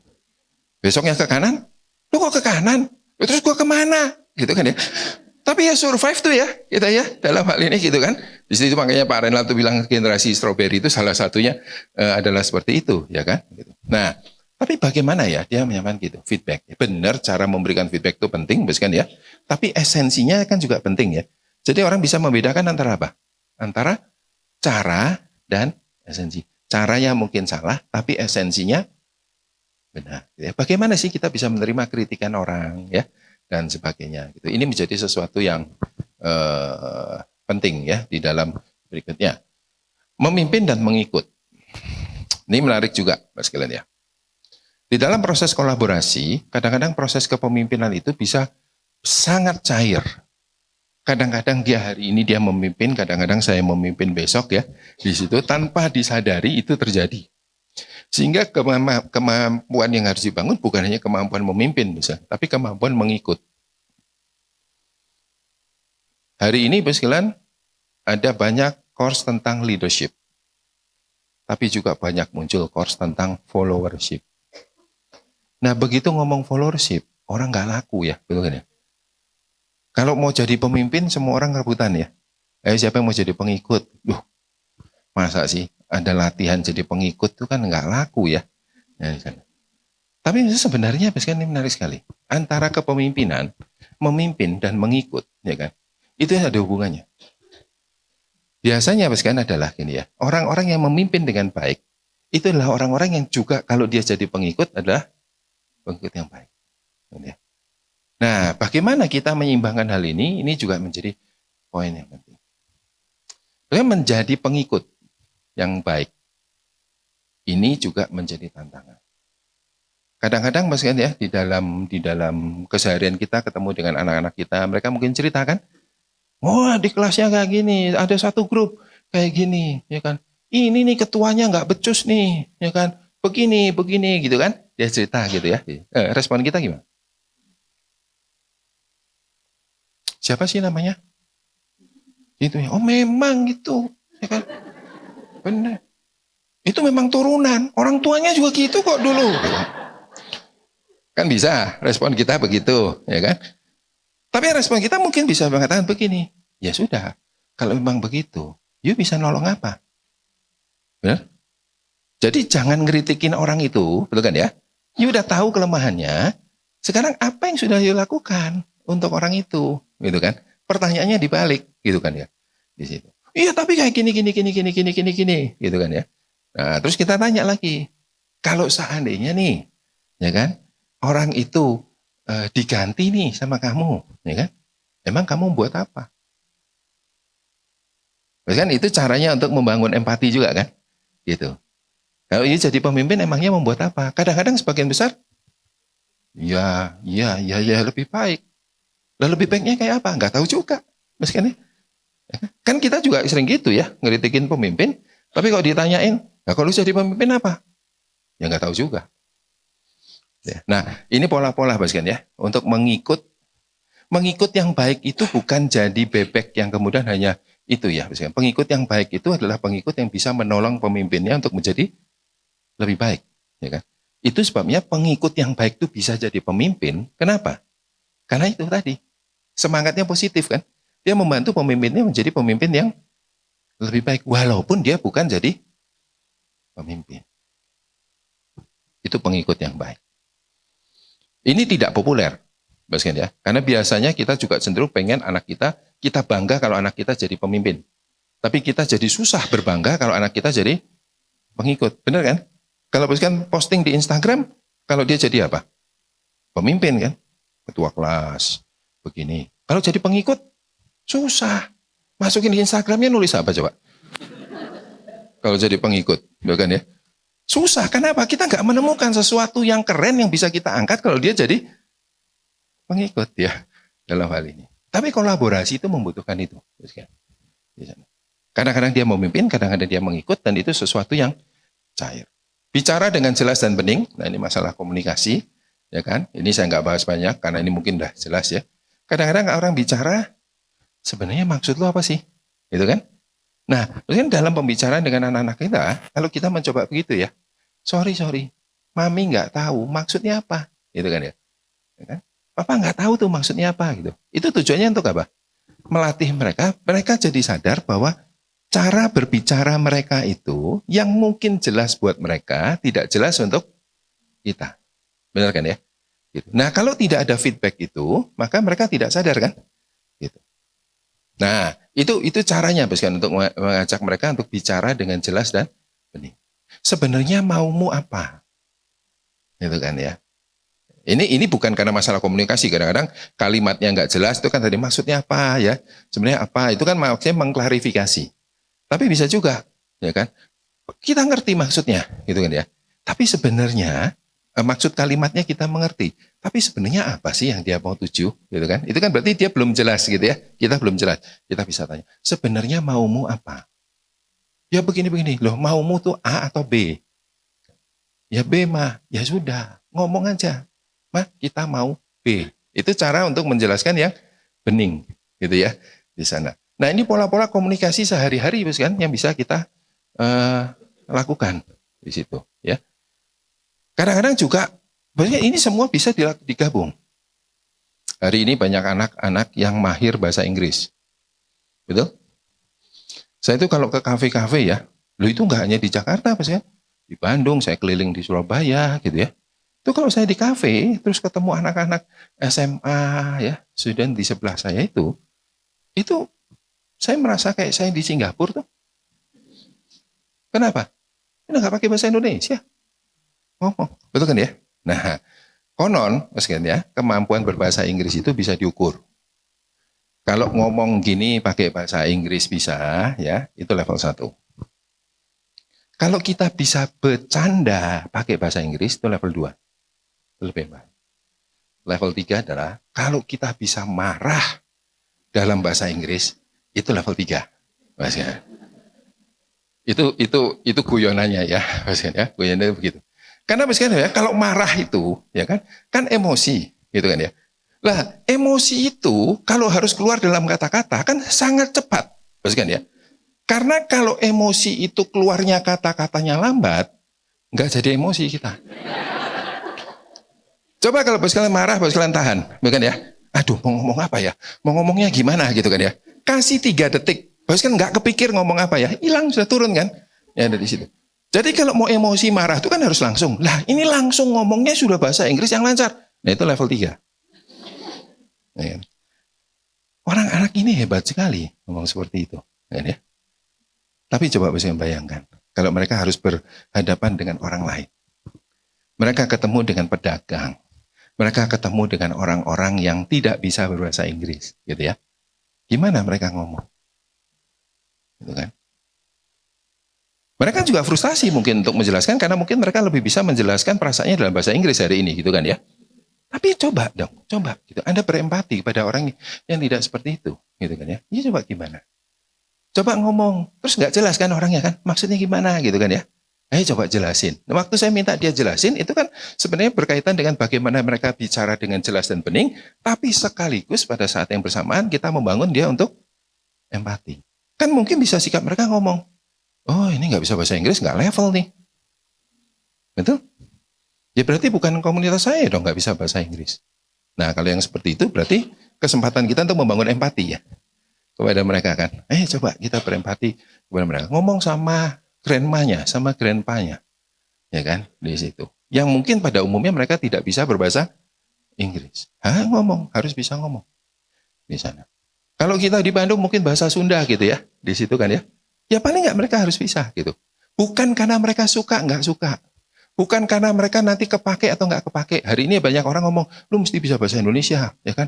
Kepake lo, Indonesia itu marketnya besar, bisnisnya besar, benar satu hal, betul kan ya? Tapi mungkin kalau bahasa Sunda, susah ya jelasinnya bahasa Sunda buat apa, gitu kan? Tapi you bisa bahasa Sunda bukan untuk kepentingan yang lain. Bukan Anda nggak dapat apa-apa dari itu, tapi itu hanya bagian berempati sama grandma atau grandpa, betul kan ya? Di situ. Melatih apa itu di situ? Bicara, empati, sekaligus kita melatih apa? Nggak usah hitungan, betul kan ya? Nggak usah semua itu untuk kepentingan bahwa saya harus dapat sesuatu kan? Nggak harus nanya kan, ngapain belajar bahasa Sunda? Memang Sunda akan maju, ya kan? Emang Sunda ekonominya akan naik, gitu kan? Nah kalau kita bicara seperti itu kan berarti kita hitung-hitungan kan? Jadi satu poin saja, kan sebenarnya bisa kena ke beberapa ya di situ. Jadi nggak usah dibuat kurikulum gitu loh, kan ya? Hari Senin membangun empati. Hari kedua membangun cara bicara gitu, nggak usah, ya kan? Karena dalam keseharian itu bisa saja bentuk-bentuk seperti ini. Dan buat orang tua bisa melakukan hal itu, ya kan? Udah keren, udah bagus, kan? Ya kan? Nggak harus dengan pola-pola kepemimpinan yang masuk ke outbound begitu ya, ya kan? Biarlah itu nanti mereka ada saatnya. Sekolah juga akan memperlengkapi mereka juga dengan bentuk-bentuk seperti itu. Tapi bentuk-bentuk seperti ini, sekolah akan terbatas karena kita cuma beberapa jam kan dalam keseharian. Oke, misalkan ya di situ interaksi win-win, itu mikir. Jangan hanya kita, ya, tapi Anda juga sesuatu yang dapat. Lalu tadi ya mendengar bukan hanya bicara. Nah sekarang kemitraan. Ini kemitraan, ya, karena tadi kan polanya bukan kompetisi tapi polanya bukan otoritas perintah tapi kemitraan ya. Itu memimpin ke samping bukan ke bawah. Bentuknya persuasi bukan perintah. Informal, bukan formal. Ya. Nah, kemitraan ini, ya, Bapak Ibu pernah ketemu nggak? Seorang pemimpin ya, yang sangat cair. Sampai kita ngomong, enak banget ya sama dia. Biasanya kita kenali dia sebagai orang yang tidak sombong. Betul kan ya? Tapi sebenarnya bukan tidak sombongnya yang kita lihat. Tapi sangat egaliter, betul kan ya? Ngomong gitu ya, sehingga kalau dia ngomong tuh enak buat kita. Ya kan dia ngomong apa kita ikut ya, nggak menasihati, nggak merintah gitu ya, gitu. Nanti setelah kejadian kita baru mikir, nih kenapa gue nurut ya sama dia ya? Gitu. Ada tuh orang-orang yang seperti itu ya, gitu. Nah itu yang tadi kita memimpin ke samping. Biasanya orang-orang yang seperti ini adalah orang-orang yang bergaul. Semakin banyak pergaulan mereka, mereka bisa melakukan hal ini. Ya. Persuasi misalkan. Kalau sama teman, bisa nggak merintah? Ya bisa. Cuman masalahnya kalau orang itu hobi merintah, nggak disebelin tuh sama teman-temannya kan. Bosi dia begini gitu ya. Maka dalam pertemanan itu biasanya adalah kalau dia punya mau, ya kan? Kalau dia mau punya mau dan juga mau diterima oleh yang lain, dia harus persuasi kan. Bujukin orang ya dan sebagainya gitu. Karena begitu dia ngomong perintah, kita harus begini. Kenapa gini? Pokoknya gue mau kayak begini. Nyebelin tuh buat orang lain ya. Jadi ada hukumannya kan buat dia, ada hukuman sosialnya buat dia. Jadi sekarang kemitraan ini yang kesejajaran ini ya kan, caranya sebenarnya cuma satu. Buat mereka banyak bergaul. Buat mereka banyak bergaul, banyak berinteraksi, banyak ngomong, misalkan ya, tapi bukan lewat media sosial tentunya ya, tapi dengan gitu kan ya. Kalau kita punya komunitas-komunitas entah di gereja dan sebagainya ya, dorong mereka untuk ketemu di situ, ya kan? Terus untuk lakukan seperti itu. Itu tadi untuk membangun empati dan sebagainya juga penting, tapi untuk masalah kemitraan ini juga jadi sekarang kita bisa membangun mereka, mempersiapkan mereka tidak dengan tangan kita hanya memfasilitasi. Ya kan, kumpulin. Nanti kalau mereka berlaku seperti itu, hukumannya datang dari mana? Teman-temannya kan, nyebelin lo. Kalau perintah terus, begitu kan? Nah, itu kan caranya. Kalau kita yang ngomongin kan percuma. Jangan sok perintah lu, jangan seperti bosi, dan segala macam. Percuma kan? Tapi kalau dia kena sendiri, dia akan belajar sesuatu. Itu namanya memfasilitasi. Di sini ya, itu kemitraan. Eksplorasi. Eksplorasi ini tadi ya, kalau kita perhatiannya pada kontrol ketidakpastian, kan hari ini menemukan banyak ketidakpastian sehingga kita bereksplorasi. Sebenarnya anak-anak zaman sekarang itu eksplorasinya kencang sih. Ya. Sebenarnya buat generasi-generasi anak-anak kita, kemauan eksplorasinya itu sebenarnya oke. Ya. Kemampuannya juga oke. Apalagi kalau kita bicara dengan kemajuan internet dan segala macam ya kan, itu oke. Nah, bagaimana semangat eksplorasi ini bisa terus ada dalam diri pemimpin? Yang pertama, adalah eksplorasi itu selalu dimulai dengan keingintahuan. Begitu kita tidak ada keingintahuan, kita pasti tidak akan eksplor.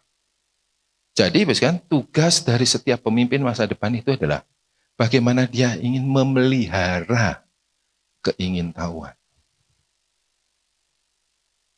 Ini kan waktu anak kita umur 1 sampai 5 ya. Di situ. Itu masa yang sangat kuat sekali untuk dia eksplor kan. Dia datang ke dunia ini, dia nggak tahu semua, dia pengen tahu semua. Ya. Cirinya ada satu, nanya. Ya. Semua ditanyain. Ya. Itu eksplorasi. Karena dia ingin tahu. Ya. Nah, tapi menarik misalnya. Kemauan keingintahuan ini, ya kan, itu menurun seiring usia juga. Sebuah riset di MIT pernah melakukan riset yang menarik tentang kemauan dan kemampuan bertanya. Itu dipetakan, ya, itu meningkat sampai umur 10 kalau nggak salah. Ya kan? Jadi gini, 1 sampai 5 itu grafiknya tinggi, 5 sampai 10 itu naik, tapi sudah mulai turun, ya. Tapi lama-kelamaan dia plato, mendatar, dan turun. Kemauan dan kemampuan bertanya. Bertanya adalah indikator dari keingintahuan. Bapak Ibu hari ini lebih banyak bertanya atau lebih banyak menjawab?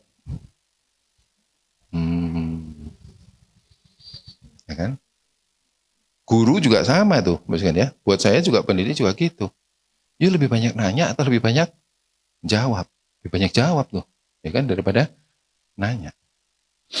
Saya pernah lakukan percobaan. Saya kumpulkan nih, ini semua orang ini ya yang ada di sini. Lalu saya bilang, oke, Anda berdua ya, berdua.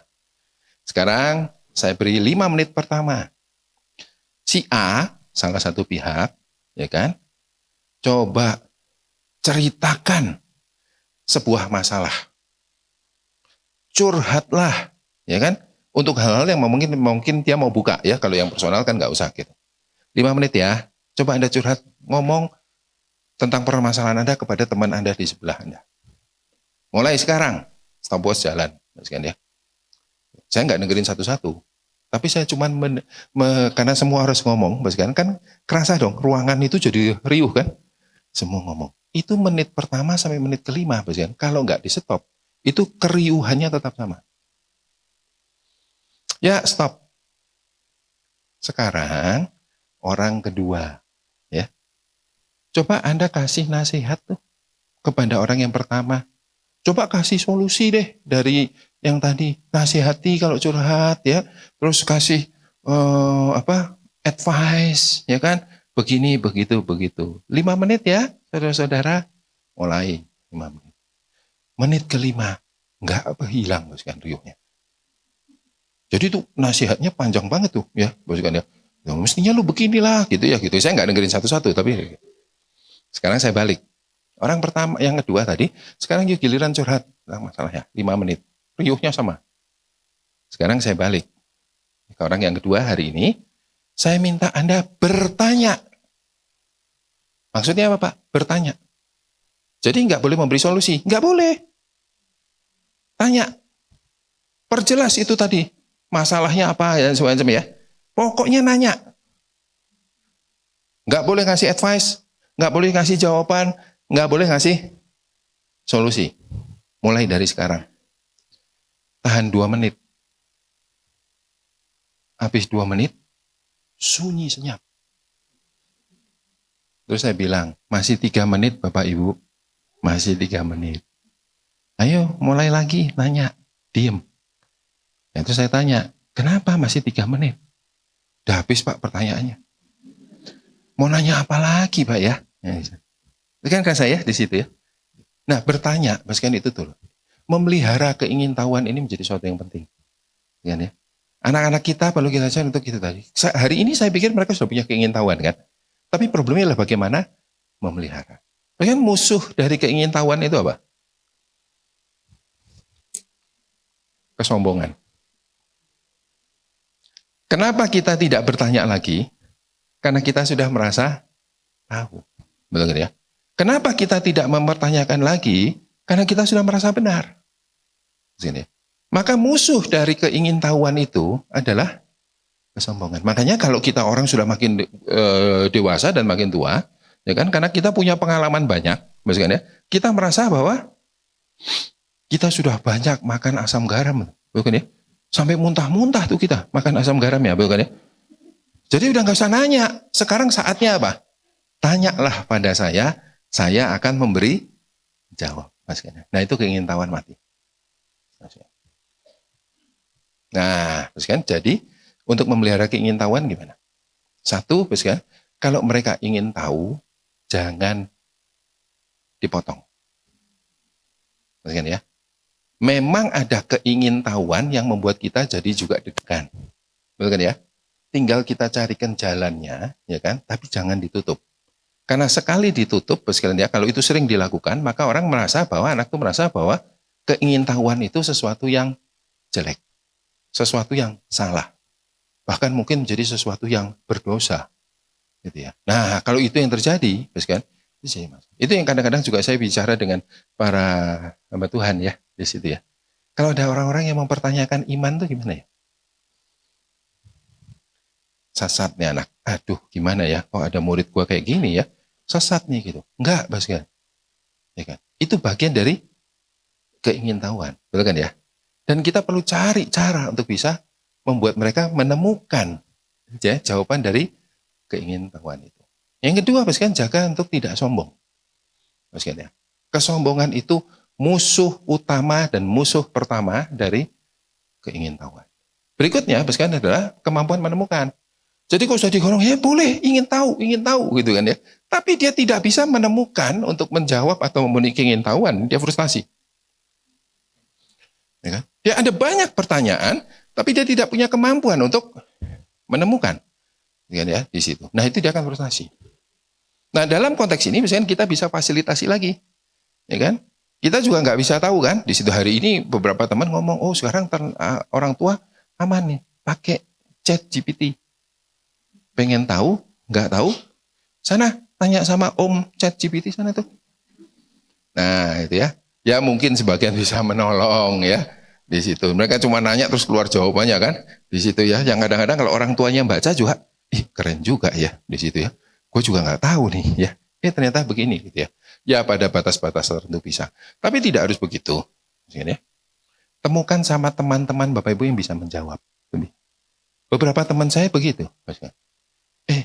Gue nggak tahu nih anak gue nanya gini ya. Kedepannya mending A atau mending B ya. Gue nggak tahu nih di situ. Dia pengen tahu banget tuh tentang si B itu kalau tentang B itu kedepannya kayak apa. Gue nggak tahu.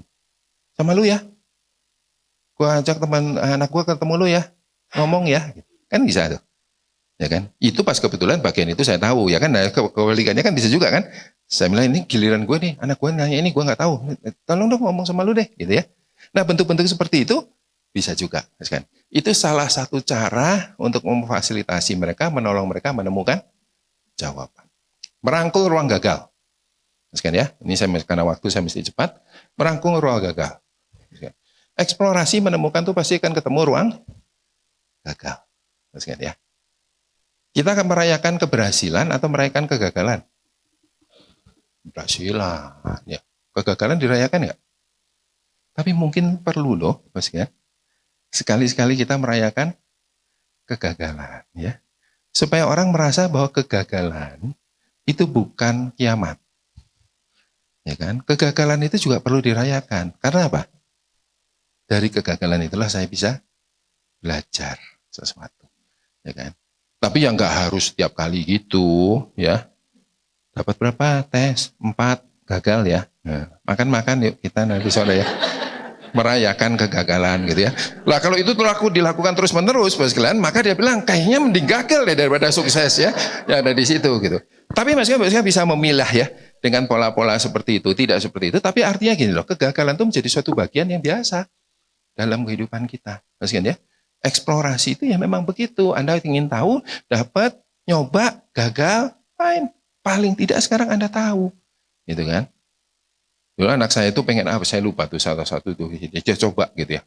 Di situ gagal terus, ya kan? Saya bilang nggak apa-apa. Paling nggak tahu apa. Sudah nyoba, iya ya. Ternyata gua nggak bakat di situ, ya kan? Itu sesuatu yang ditemukan kan? Gitu. Dari mana? Dari kegagalan. Lah kalau gitu, kalau sudah tahu itu bukan bakat, kedepannya gimana? Ya udah gua ngapain? Gua megang di situ. Itu satu penemuan nggak? Satu penemuan, gitu ya bentuknya. Nah, bentuk-bentuk seperti itu menjadi sesuatu yang penting, kan di sana belajar dan bangkit itu menjadi urusan berikutnya. Kegagalan kalau tanpa belajar, kan, percuma. Setelah gagal, apa yang bisa Anda pelajari dan bangkit? Buat teman-teman yang itu tuh perusahaan-perusahaan keren startup itu, kan ya, selalu ada istilah dulu fail fast. Jadi caranya mereka gini, coba. Setelah beberapa lama, putuskan. Ini kayaknya bisa jalan atau enggak? Kalau ternyata enggak jalan, ya kan? Udah enggak usah sombong. Udah enggak usah takut. Tutup aja, kita ganti. Bukan ya? Itu namanya fail fast. Tapi jangan ditunda-tunda. Oh ini kayaknya masih bisa deh. Ya, udah makin parah di sini. Bisa lah. Bisa. Ketekunan pasti akan bisa. Gitu kan ya. Makin sana makin gagal gitu kan. Nah kalau mereka enggak, pokoknya kelihatan enggak berhasil, jangan segan-segan. Putus, ganti baru. Itu istilahnya fail fast. Pokoknya dengan cepat Anda menyadari kegagalan, it's okay. Ya. Tapi basilan setelah berjalan berapa lama, ditambahin tuh. Fail fast, learn fast. Kenapa ditambahin learn fast? Karena yang punya duit pusing. Maksudnya apa? Nyoba sini. Kayaknya nggak jalan ya Om. Berhenti ya. Ya udah, nyoba ini. Baru sebentar. Terus gagal lagi. Betul kan ya? Fail fast kan? Pokoknya potong aja dulu yang ada di situ. Gitu. Nah, terus orang mulai mikir, ntar dulu. Kan ini sudah pernah gagal kan? Sebelumnya kan? Lah kenapa lu ulangin lagi? Sekarang. Ya pasti gagal dong. Gitu kan ya? Nggak apa-apa. Fail fast gitu kan. Nah yang punya duit ngomong, nggak apa-apa fail fast kalau bukan duit lu. Betul kan ya? Lah itu duit gue lu fail fast kan susah. Makanya ditambahin learn fast. Gagal, belajar. Betul kan ya? Apa ya? Kenapa saya gagal ya di situ? Maka waktu melangkah lagi nyoba lagi kan? Tapi waktu nyoba lagi ini menjadi sesuatu yang lebih baik nggak? Karena dia belajar dari lain-lain, gitu ya. Jadi kegagalan itu kan harus diikuti dengan belajar. Tanpa belajar, kegagalan 1000 tidak akan membawa kita kemana-mana. Betul kan ya? Kegagalan 10 bisa membuat kita kemana-mana. Kalau kegagalan yang 10 itu tadi kita belajar sesuatu, ya. Jadi setiap kali anak kita gagal, oke, ya dari situ tanya, oke, you gagal ya, apa yang buat lu gagal? Gitu kan? Kalau nanti kalau ini waktu bisa diputar lagi ya, apa yang mau dilakukan? Nah, itu bagian dari proses belajar, kan ya. Nah, terakhir ya, ini karena waktu. Yang terakhir tadi apa? Jangan tidak tampil tidak berdasarkan harapan orang lain, tapi otentik, kan ya. Wah, ini paling seneng nih anak-anak muda sekarang, otentik, ya kan? Tapi hati-hati kan terhadap konsep otentik ini, kan ya. Konsep otentik itu adalah mengetahui, menerima, menjadi, dan tetap jujur ya pada diri sendiri. Jadi ini ya diri kita sendiri. Pertama, kita tahu diri kita itu siapa. Kedua, otentik itu kita menerima, kita nggak perlu jadi orang lain. Ya kan, itu di situ. Konsep otentik itu sebenarnya gitu, menerima. Setelah menerima, ya sudah kita hidupi itu, ya kan? Sehingga tampilnya ya apa adanya. Begitu. Nah, Bapak Ibu, tapi ini kita harus hati-hati, ya kan? Alkitab memang mendorong kita untuk jadi otentik. Yes, betul. Jadi konsep ini apakah konsep yang Alkitabiah? Ya. Orang Kristen itu dituntut untuk jadi otentik. Loh, berarti sama dong, Pak, dengan yang hari ini otentik. Nah, hati-hati. Ada bedanya. Kan ya? Kita memang diminta untuk otentik, sebab orang yang mendua hati tidak akan tenang dalam hidupnya. Jadi, harus kita single minded kan. Yang dipikirkan, itu yang dilakukan, itu yang diucapkan, apa yang begini. Itu otentik. Ya, apa adanya.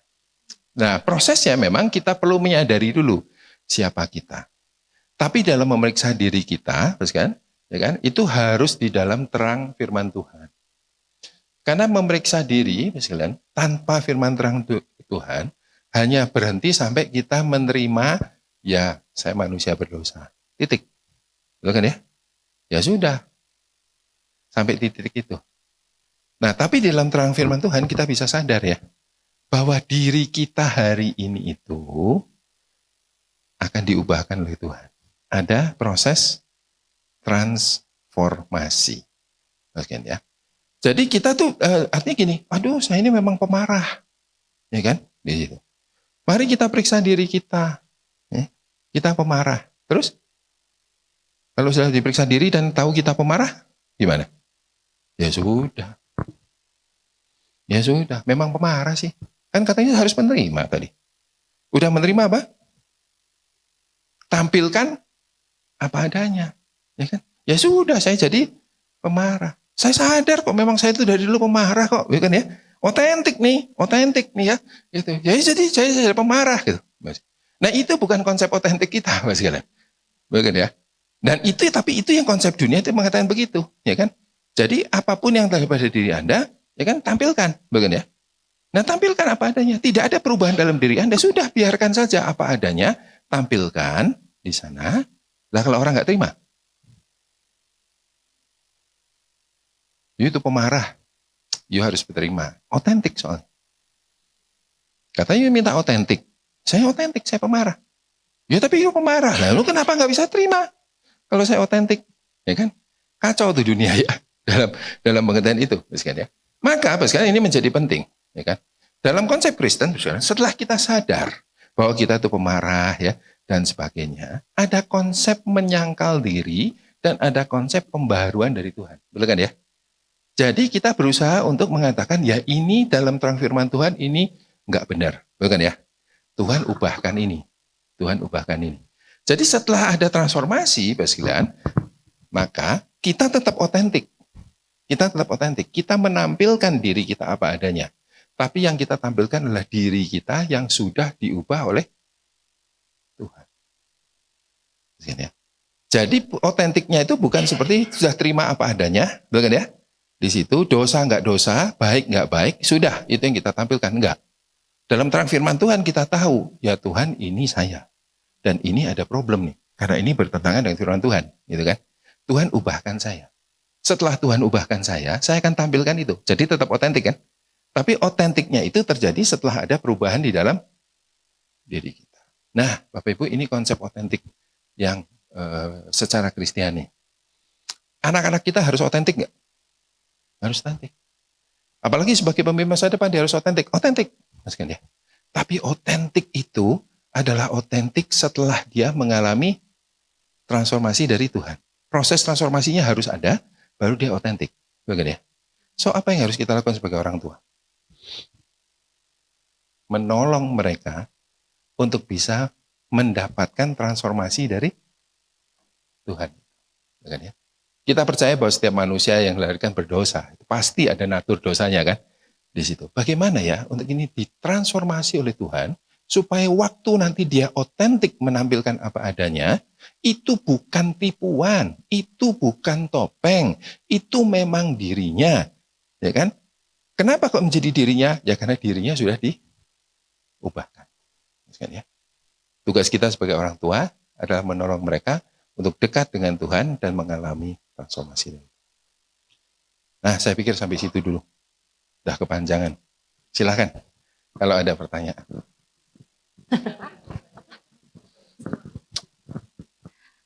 Mau nanya, kan Ya. anak tuh suka banyak nanya nih.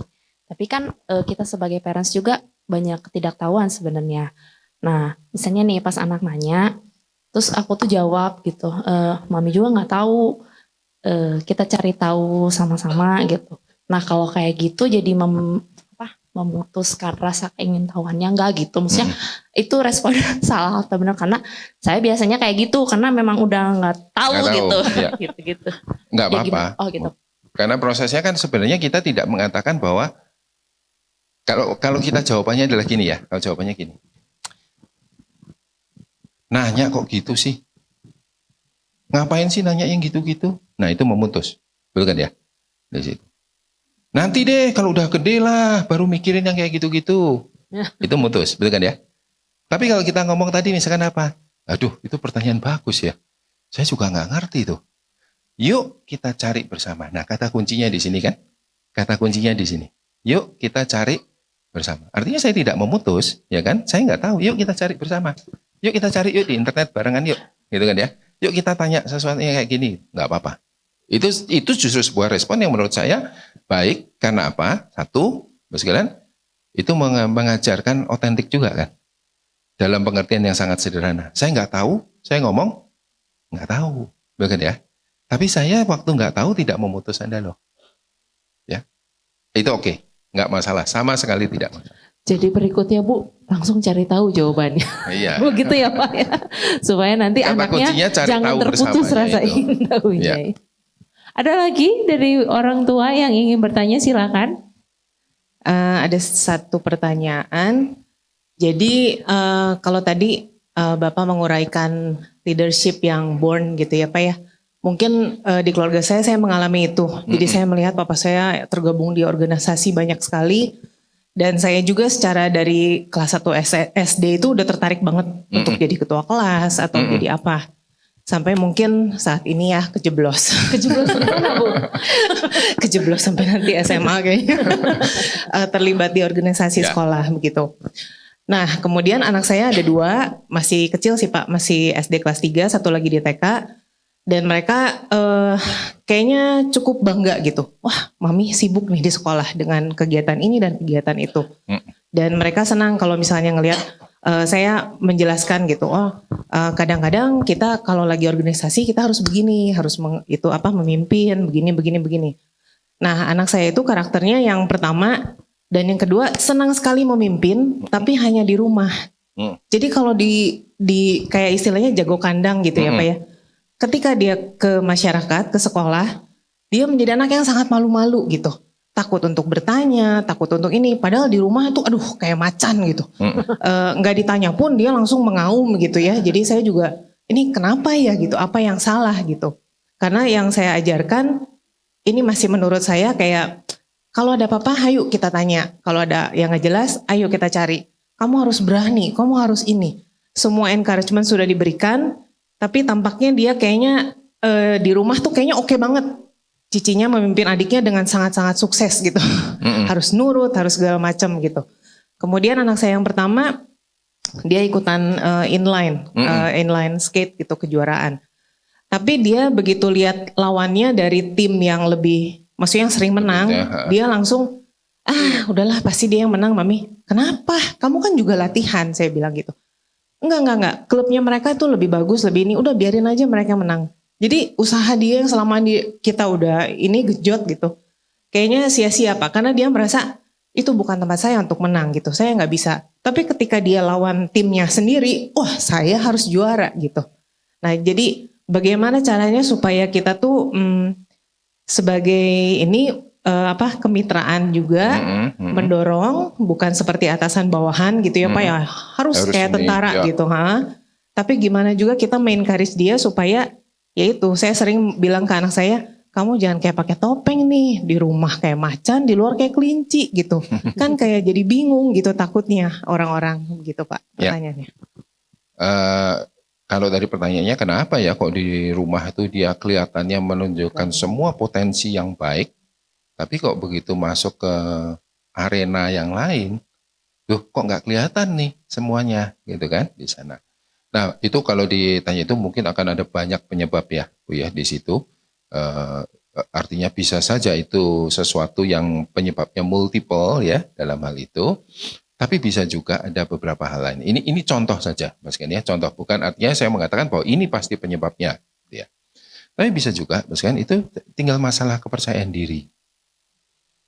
Ya kan, itu cuman itu. Jadi kalau kita bisa menemukan itu, mari kita fokus di situ kan, kepercayaan diri. Potensi yang lainnya sudah ada kok. Tinggal kemana ya? Kok potensinya nggak muncul ya? Begitu kan ya? Jangan-jangan ada masalah kepercayaan diri. Kadang-kadang tinggal masalah nyaman atau tidak nyaman. Ya kan, dalam suasana yang nyaman ya oke, ya kan, tapi tidak nyaman ada hambatan psychological barrier yang lain gitu ya. Nah mungkin dalam hal itu memang kita perlu amati ya di situ sebenarnya apa ya yang membuat ini dari ucapan-ucapan dia ya dan sebagainya. Yang berikutnya pastikan adalah begini, kadang-kadang ya untuk hal-hal seperti itu hanya dibutuhkan satu pengalaman yang mengubah hidup dia. Hanya satu aja. Begitu itu satu kejadian, kan ya, langsung itu kebuka tuh kuncinya, gitu kan ya. Nah pengalaman seperti apa? Kadang-kadang memang tidak bisa kita create ya. Kita bisa coba sana, coba sini, tapi nggak bisa pasti memastikan hal itu ya. Kadang-kadang Tuhan sendiri yang memberikan kesempatan itu. Ambil contoh ya, kan ya. Saya itu ngajar 28 tahun. Terus hari ini saya ngomong di depan umum ya seperti ini dan jadi istilahnya berbicara di depan umum tuh oke saja, maksudnya. Teman-teman SD saya sih nggak ada yang percaya. Kok bisa ya? Itu. Saya itu sangat pemalu, ya kan? Nggak tahu lah ya. Saya itu malu atau pemalu atau malu-maluin saya nggak tahu waktu itu ya. Pokoknya nggak pernah deh kayak begini. Ya kan? Nah, Mas kan tahu nggak apa yang pengalaman yang mengubah hidup saya? Aneh ya, Mas kan ya. Cuman sekali kejadian. Waktu selesai, saya lupa ya SMA atau apa kita tuh ada satu kegiatan. Saya kumpul sama teman-teman, ya kan? Itu membangun leadership training untuk anak-anak SMA. Ya, saya dulu dari Penabur, dari Semak 1. Ya. Jadi membangun itu sama teman-teman alumni nih, ya kan dari berbagai macam angkatan. Saya masih ingat betul, kan? Acaranya tuh dulu diadakan di Lembang. Saya nggak tahu ya, itu tuh apa tuh? Ayam apa itu ya di situ yang dekat Lembang tuh ya? Ada tuh dulu yang terkenal di situ yang terus kemudian enggak ayam, saya lupa lah ya. Tapi itu ada tempat-tempat yang bisa nginep. Nah anak-anak SMA nginep di situ, ya kan? Lalu kemudian biasa dong. Ada sesi-sesi ya di situ. Nah, kan sesinya udah diatur. Ada satu sesi itu dibawakan oleh seorang pendeta dari satu gereja di Bandung. Ya. Zaman dulu kan belum ada handphone ya kan. pager aja itu jarang. Ya. Jadi kan, besok mau ngomong pagi, ya kan, kita tuh baru tahu malam ini bahwa pendeta itu berhalangan. Dia tuh berusaha memberitahu, tapi kan dulu kan komunikasi tidak semudah sekarang. Ada jemaatnya yang meninggal, jadi dia harus melayani. Ya, bukan sesuatu kesalahan dia dong, ya kan. Tapi taunya malam, sesinya besok pagi. Lalu kemudian ini si panitia ini pusing, mau diisi apa, ya kan? Ya udah tetap jalan terus. Lah siapa yang ngomong? Gitu kan. Nah, saya tuh nggak tahu waktu itu ya, gitu kan ya. Kenanya ke saya. Lu deh, lu gitu kan. Lu enggak gitu, lu deh gitu, enggak ada pilihan lain dan segala macam gitu ya. Malam itu saya nggak bisa tidur, Bos kan. Ada dua, Bos kan ya. Bahannya saya nggak tahu. Saya masih ingat betul, Bos kan. Bawain tentang time management. Ini time management ini mau ngomong apa? Itu aja udah membuat saya pusing, betul kan ya? Tapi kepusingan saya yang paling penting yang membuat saya jadi gentar itu adalah saya harus ngajar. Ya kan? Di situ. Udah bahan nggak tahu, harus ngajar. Betul kan ya? Ini ngomong apa? Anak-anak SMA loh, betul kan ya? Tapi ya memang tidak ada lain, akhirnya saya kepaksa lah ngomong. Betul kan ya? Di situ. Waktu 1 jam itu berabad-abad betul buat saya. Betul kan ya? Saya hari ini kok ditanya, emang lu dulu ngomong apa? Nggak tahu. Saya juga nggak ngerti bahannya apa, kan ya. Pokoknya saya ada bahan begitu, pokoknya ngomong lah gitu ya. Di situ pokoknya 1 jam itu lewat gitu ya. Jadi itu memang angkatan SMA yang paling sial lah waktu itu ya. Yang dapat sesi itu tuh sial banget tuh ya, gitu ya. Gitu. Tapi kan itu pengalaman mengubah hidup. Apakah saya berhasil di situ? Enggak. Ya kan? Berantakan. Bahannya apa? Ya kan? Nggak tahu juga, ya kan? Itu sih yang dengerin pasti nggak ngerti karena yang ngomong aja nggak ngerti, Mas kan? Pasti saya jamin, Mas kan? Jadi saya sih itu gagal total sebenarnya, Mas kan ya. Tapi itu pengalaman mengubah saya, Mas kan? Gitu ya. Mulai itu berikutnya, ya kan? Ada kesempatan itu. Waktu udah muncul kesempatan berikutnya, ya kan? PD saya mulai meningkat. Prinsip saya sederhana, ya kan? Yang kemarin itu udah disaster, bukan ya? Tidak mungkin ada disaster yang lebih disaster daripada itu, ya kan? Paling nggak hari ini saya lebih baik kan, gitu kan ya? Ya ada di situ, ya kan? Ya belum tentu baik, tapi pasti lebih baik dari itu yang kemudian membuat itu, kan ya di sana. Nah itu karena ada satu kejadian saja ya dalam seperti itu. Nah ada banyak hal, kan yang terjadi begitu. Ada satu kejadian yang mungkin kelihatan sepele, tidak harus spektakuler ya. Tapi itu mengubah hidup. Nah, peran kita jadi orang tua gimana? Ya pertama berdoa ya, supaya Tuhan yang itu setiap momen bisa dipakai oleh Tuhan untuk mengubah hidup ya. Gitu kan ya. Yang kedua, kita mencoba memfasilitasi, jangan putus asa untuk terus mencoba. Ya kan? Event ini, event itu, event ini gitu ya. Terus gitu. Gagal pun nggak apa-apa. Karena tujuan kita hari ini mungkin bukan event itu dia menang atau kalah. Ya kan? Itu satu hal, kan ya. Tapi kita pengen bahwa ini jangan-jangan bisa dipakai Tuhan untuk menjadi momen untuk mengubah hidup dia kan. Yang mungkin simpel banget, nambah PD gitu ya. Di situ. Momennya sederhana gitu kan ya. Mungkin di momen itu dia kalah justru, ya kan. Tapi justru kalah itu dia mengubah hidup dia gitu ya. Nah, kita berdoa pada Tuhan ya, Tuhan bisa pakai semua momen itu untuk melakukan itu. Kadang-kadang kan itu jauh lebih mujarab daripada omongan ya. PD, kamu pasti bisa, ya kan? Masa nggak bisa? Gitu. Makin frustasi itu, dia kan, dia omongin gitu kan? Udah nggak apa-apa, cobain aja. Dari saya mungkin itu, Bu. Cukup menjawab ya. Silakan Ibu Hana. Oh, selamat siang Pak. Selamat siang. Ini saya ingin bertanya berkaitan dengan tadi merangkul kegagalan ya, Ya. Pak. Nah kalau anak saya itu tipenya dia merasa sudah tahu dia apa kekuatan dia. Jadi misalnya dia udah tahu kuatnya bahasa Inggris gitu. Ya. Kalau Mandarin mah gua segini-segini doang gitu. Jadi kalau disuruh nyoba misalnya ikutlah nggak apa-apa lomba Mandarin, resen aja nggak apa-apa. Nanti kan bisa belajar. Itu dia bilang, aduh mah males, udah jelas. Nanti aku mending tenagaku aku pakai untuk sesuatu yang aku sendiri udah tahu aku kuat. Nah kalau dari pandangannya Pak Dedi gimana ya Pak seperti ini? Ya. Gitu. Oke Bu, ini menarik ya, karena ini memang kita harus lihat secara berimbang. Di satu sisi, ya kan, ada benarnya juga kan, kalau dia sudah tahu ini bukan bakatnya dia dan sebagainya, dia berkonsentrasi yang menjadi kekuatan dia. Itu ada benarnya juga, dan juga menjadi hak dia juga kan, untuk menentukan hal itu ya di sana. Tapi memang bisa juga ada dari sisi yang lain. Nah ini terkait dengan masalah eksplorasi tadi, ya di sana. Jadi begini, ya. Hari ini yang jadi problem buat setiap orang yang belajar itu adalah begini, bahwa apa yang kita pelajari hari ini, ya kan, itu akan obsolet, akan kadaluarsa dengan masa yang makin pendek, makin pendek, gitu, ya kan. Sehingga menjadi pertanyaan kalau gitu apa yang harus kita pelajari dalam hal ini? Ilmu itu kan jadi berubah terus kan?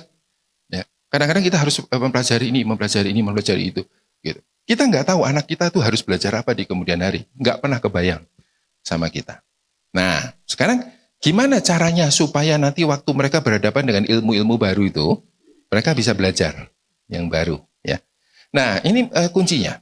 Jadi begini, ada yang namanya istilahnya ya, kalau ini saya pakai istilah teknisnya ya, itu adalah pengetahuan yang berdampingan. Istilahnya adjacent knowledge. Jadi gini, ya, begini. Kan hari ini belajar AI. Betul kan ya? Belajar AI. AI itu lebih mudah dipelajari oleh orang IT. Ya kan? IT itu bukan AI loh, ya. Tapi dia programmer yang ada di situ belajar AI atau orang seni rupa belajar AI. Pasti lebih mudah orang IT, betul kan ya? Kenapa? Karena IT dan AI itu berdampingan, bukan sama tapi dekat, betul kan ya? Sehingga hari ini bos kan ada sebuah diskusi. Kalau saya itu akan ketemu dengan beragam pengetahuan yang saya nggak tahu, berarti kan saya harus bisa punya kemampuan belajar itu. Maka apa yang harus saya lakukan hari ini? Saya harus punya banyak dan punya variasi pengetahuan yang banyak. Yang nanti kalau muncul ini, pakai itu. Saya sudah punya ininya. Walaupun saya nggak menguasai ini kan. Ini saya masuk ke sini. Saya ambil contoh begini bos kan ya. Mana gitu.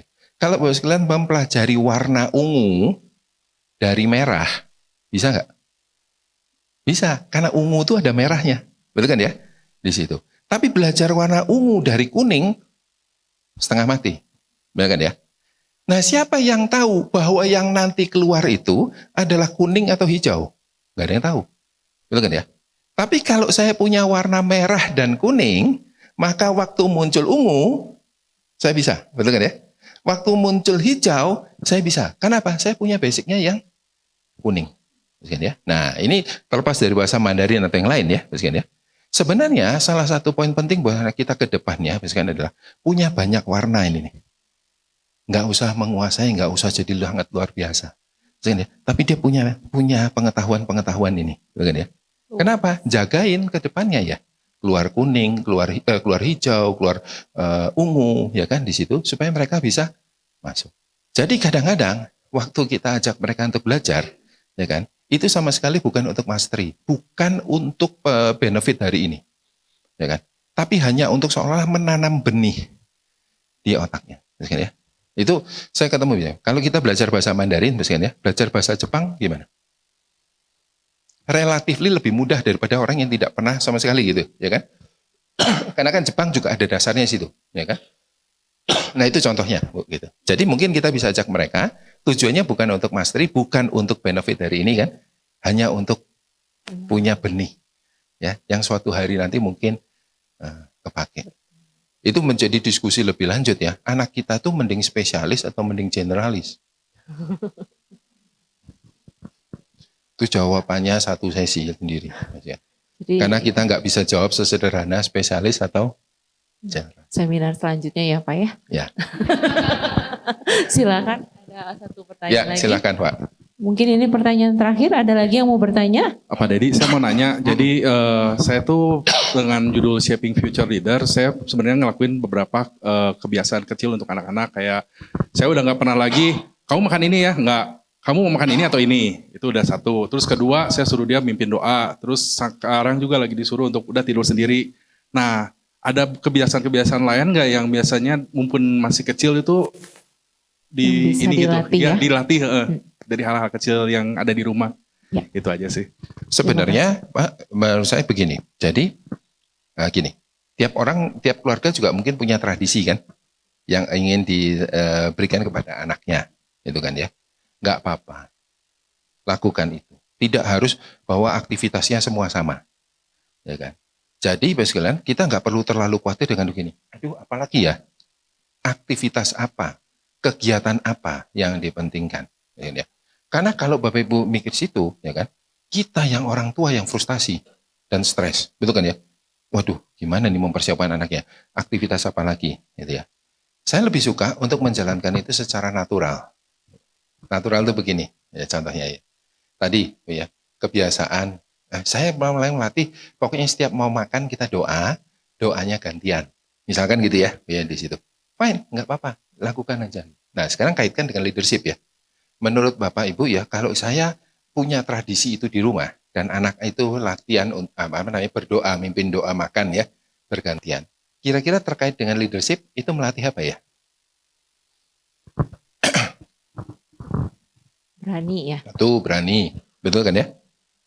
Berbicara dengan jelas, betul kan ya? Nanti kalau doanya kumur-kumur, kita ngomong, ulangin ya. Kenapa? Ya kan? Bukan apa-apa, Tuhan sih pasti ngerti. Maksud Anda, bukan ya? Cuman saya sebagai orang tua tuh nggak dengar lu doa apa, ya kan? Kalau Tuhan pasti tahu ya kan di situ. Coba dong ulangi gitu ya. Itu melalui doa ya. Tapi sebenarnya kita melatih untuk apa? Ayo ngomong yang jelas, ya kan? Dalam hal ini. Ya. Nah, tadi misalkan kalau kemudian kita ngomong tadi apa? Apapun ya tradisi yang kita lakukan. Jadi yang kita lakukan adalah gini. Jangan terlalu pusing dengan aktivitas apa yang harus kita buat. Enggak. Terus kan jalankan aja, ya kan? Ini hanya membantu kita kan. Ini kan baru dari saya saja ya. Mungkin ada banyak juga masukan dari yang lain, ya kan? Untuk menolong. Oke, ini kesempatan ini saya bisa pakai untuk apa? Ngobrol di mobil, ya kan di situ. Nggak perlu ada percakapan serius tentang empati, ya kan? Tadi baru seminar nih, empati. Tahu nggak definisi empati apa? Gitu kan? Itu kita yang tidak berempati dengan mereka jadinya, gitu kan ya. Nggak harus bahasnya. Tapi kejadian misalkan dengan temennya, bukan ya? Temennya terus begini, kesempatan nih kita ngomong tentang empati. Nah, itu yang membuat kita, misalkan ya, mungkin tidak stres sebagai orang tua. Jadi pendekatan saya begitu, ya, kebiasaan tadi. Ya kan? Mendengar, misalkan kalau kita mendengar, gitu kan ya. Ini pas kita ngomong, dia ngomong, bukan ya? Terus kita ngomong, ntar dulu. Mau kamu dulu atau saya dulu yang ngomong, gitu kan ya? Giliran nih ngomong, setiap kali kita ngomong kita berhenti ya, yang lain dengerin, gitu kan? Di situ. Itu percakapan apa yang dari situ? Ya kan? Bukan percakapan serius. Misalkan terjadi percakapan kita mau makan malam mana nih, gitu kan ya? Saya ngomong gini-gini, dia ngomong gitu kan? Stop dulu gitu. Jadi kan sesuatu yang natural ya, Pak ya, gitu. Itu yang membuat kita mungkin tidak terlalu stres. Itu kalau maksud saya gitu Pak. Jadi nggak usah nggak perlu takut dengan ya, artinya gini, kalau misalkan yang tahu aktivitas apapun ya, dari situ saya lebih suka mengatakan selama aktivitas itu positif di dalam keluarga, jalankan, ya kan? Jadikan itu kendaraan, tumpangin dengan yang tadi. Jadi sangat bisa dilakukan dalam banyak hal di rumah ya Pak ya. Keseharian aja. Bu, maaf satu lagi katanya takut nggak bisa tidur. Silakan. Ya. Takut nggak bisa tidur ya, boleh. Kemarin bapak-bapak, sekarang ibu-ibunya. Ibu-ibu ya, karena ibu-ibu yang ngurus anaknya di rumah. Silakan Bu.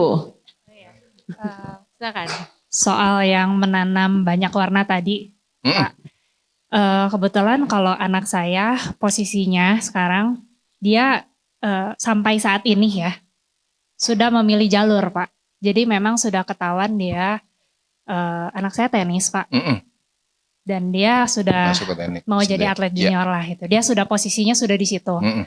Nah, sedangkan untuk menuju ke sana kan diperlukan banyak waktu sekolah pun istilahnya dalam tanda kutip jadi nomor 2. Karena atlet itu kan berpacu dengan waktu ya Pak ya. Dengan anak-anak lain bahkan banyak yang sudah homeschooling atau ekstrimnya nggak sekolah. gitu.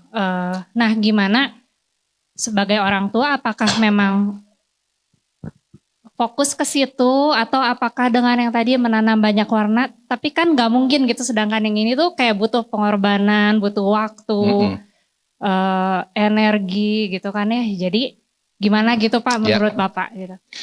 Saya melihatnya adalah begini ya, Mas Ken, ya, bahwa tiap jalan orang kan bisa beda-beda, ya kan? Di situ bisa jadi memang dia udah sangat fokus ya pada hal itu. Nah, untuk menanam banyak warna tadi, ya, bisa sifatnya informal. Jadi tidak harus dibayangkan sebagai suatu kegiatan-kegiatan formal ya, seperti harus les dan sebagainya, tidak harus. Ya, misalkan ya, walaupun dia senang sport, tapi saya yakin kalau anak sekarang itu juga pasti lekat dengan internet, gitu kan ya? Di situ. Nah, pas kan itu aja digunakan untuk dia tahu banyak hal dulu. Misalkan dia belum tahu gitu ya, tapi dia baca banyak hal, tahu tentang ini, tahu tentang itu ya, nggak apa-apa. Ya kan? Jadi itu bagian dari menanam warna kan di situ. Walaupun warnanya apa juga mungkin sangat beragam, ya kan? Tapi it's okay. Yang kedua mungkin bisa juga dikaitkan dengan hobinya atau profesinya. Misalkan tenis ya, ya dari situ. Tenis itu butuh apa saja selain mainnya tentunya, fisik, otot, ya kan, ya dari situ dia pasti kan harus membangun itu kan, kalau enggak kan dia nggak bisa gitu ya. Dulu saya punya teman SMA pemain tenis nasional sama ya di situ gitu, jadi sering nggak masuk karena pertandingan tenis nasional gitu ya, latihan terus tiap pagi ya, ya dari situ ya, betul. Jadi sekolahnya istilahnya gini, dia sudah memilih jalur itu, jadi sekolah itu menjadi support, bukan menjadi yang mainnya buat dia, gitu ya. Itu kan pilihan hidupnya. Tapi dia kan latih ini otot, gitu kan ya. Terus kita ngomong, yuk mau tahu tentang otot ya, coba yuk dalemin otot nih, ya kan? Gimana supaya otot itu lebih kuat, ya kan? Di situ, jangan-jangan yuk bisa nemuin suatu cara untuk buat ototnya jadi lebih kuat dengan latihan yang dia lakukan gitu. Nah, otot ini kan sangat berguna bagi tenis kan, ya dari situ. Ya. Sepatu gitu ya. Coba deh dalemin sepatu, ya kan? Sepatu yang apa yang cocok untuk tenis, gitu kan ya. Kalau yang cocok buat kamu apa, ya kan? Coba dong browsing lihat gitu ya. Di situ struktur kaki yang seperti apa yang mungkin ini gitu. Nah itu kan bisa jadi ini contoh saja ya, gitu kan ya. Tetap dikaitkan dengan tenis, tapi dia belajar sesuatu, gitu kan? Gitu. Sama nih hari ini, anak saya itu senang K-pop. Agak repot juga ya, gitu kan ya. Jadi saya tuh jadi belajar K-pop, kan ya. Gitu. Saya sampai pernah ngantrin tuh, ke stadion GBK, ya kan. Menarik sekali loh, gitu kan ya. Karena kami kan membatasi dari sisi dia boleh nonton tuh setahun berapa kali. Nah ini jatahnya udah habis. Ada konser, dia bilang pengen dengerin dari luar.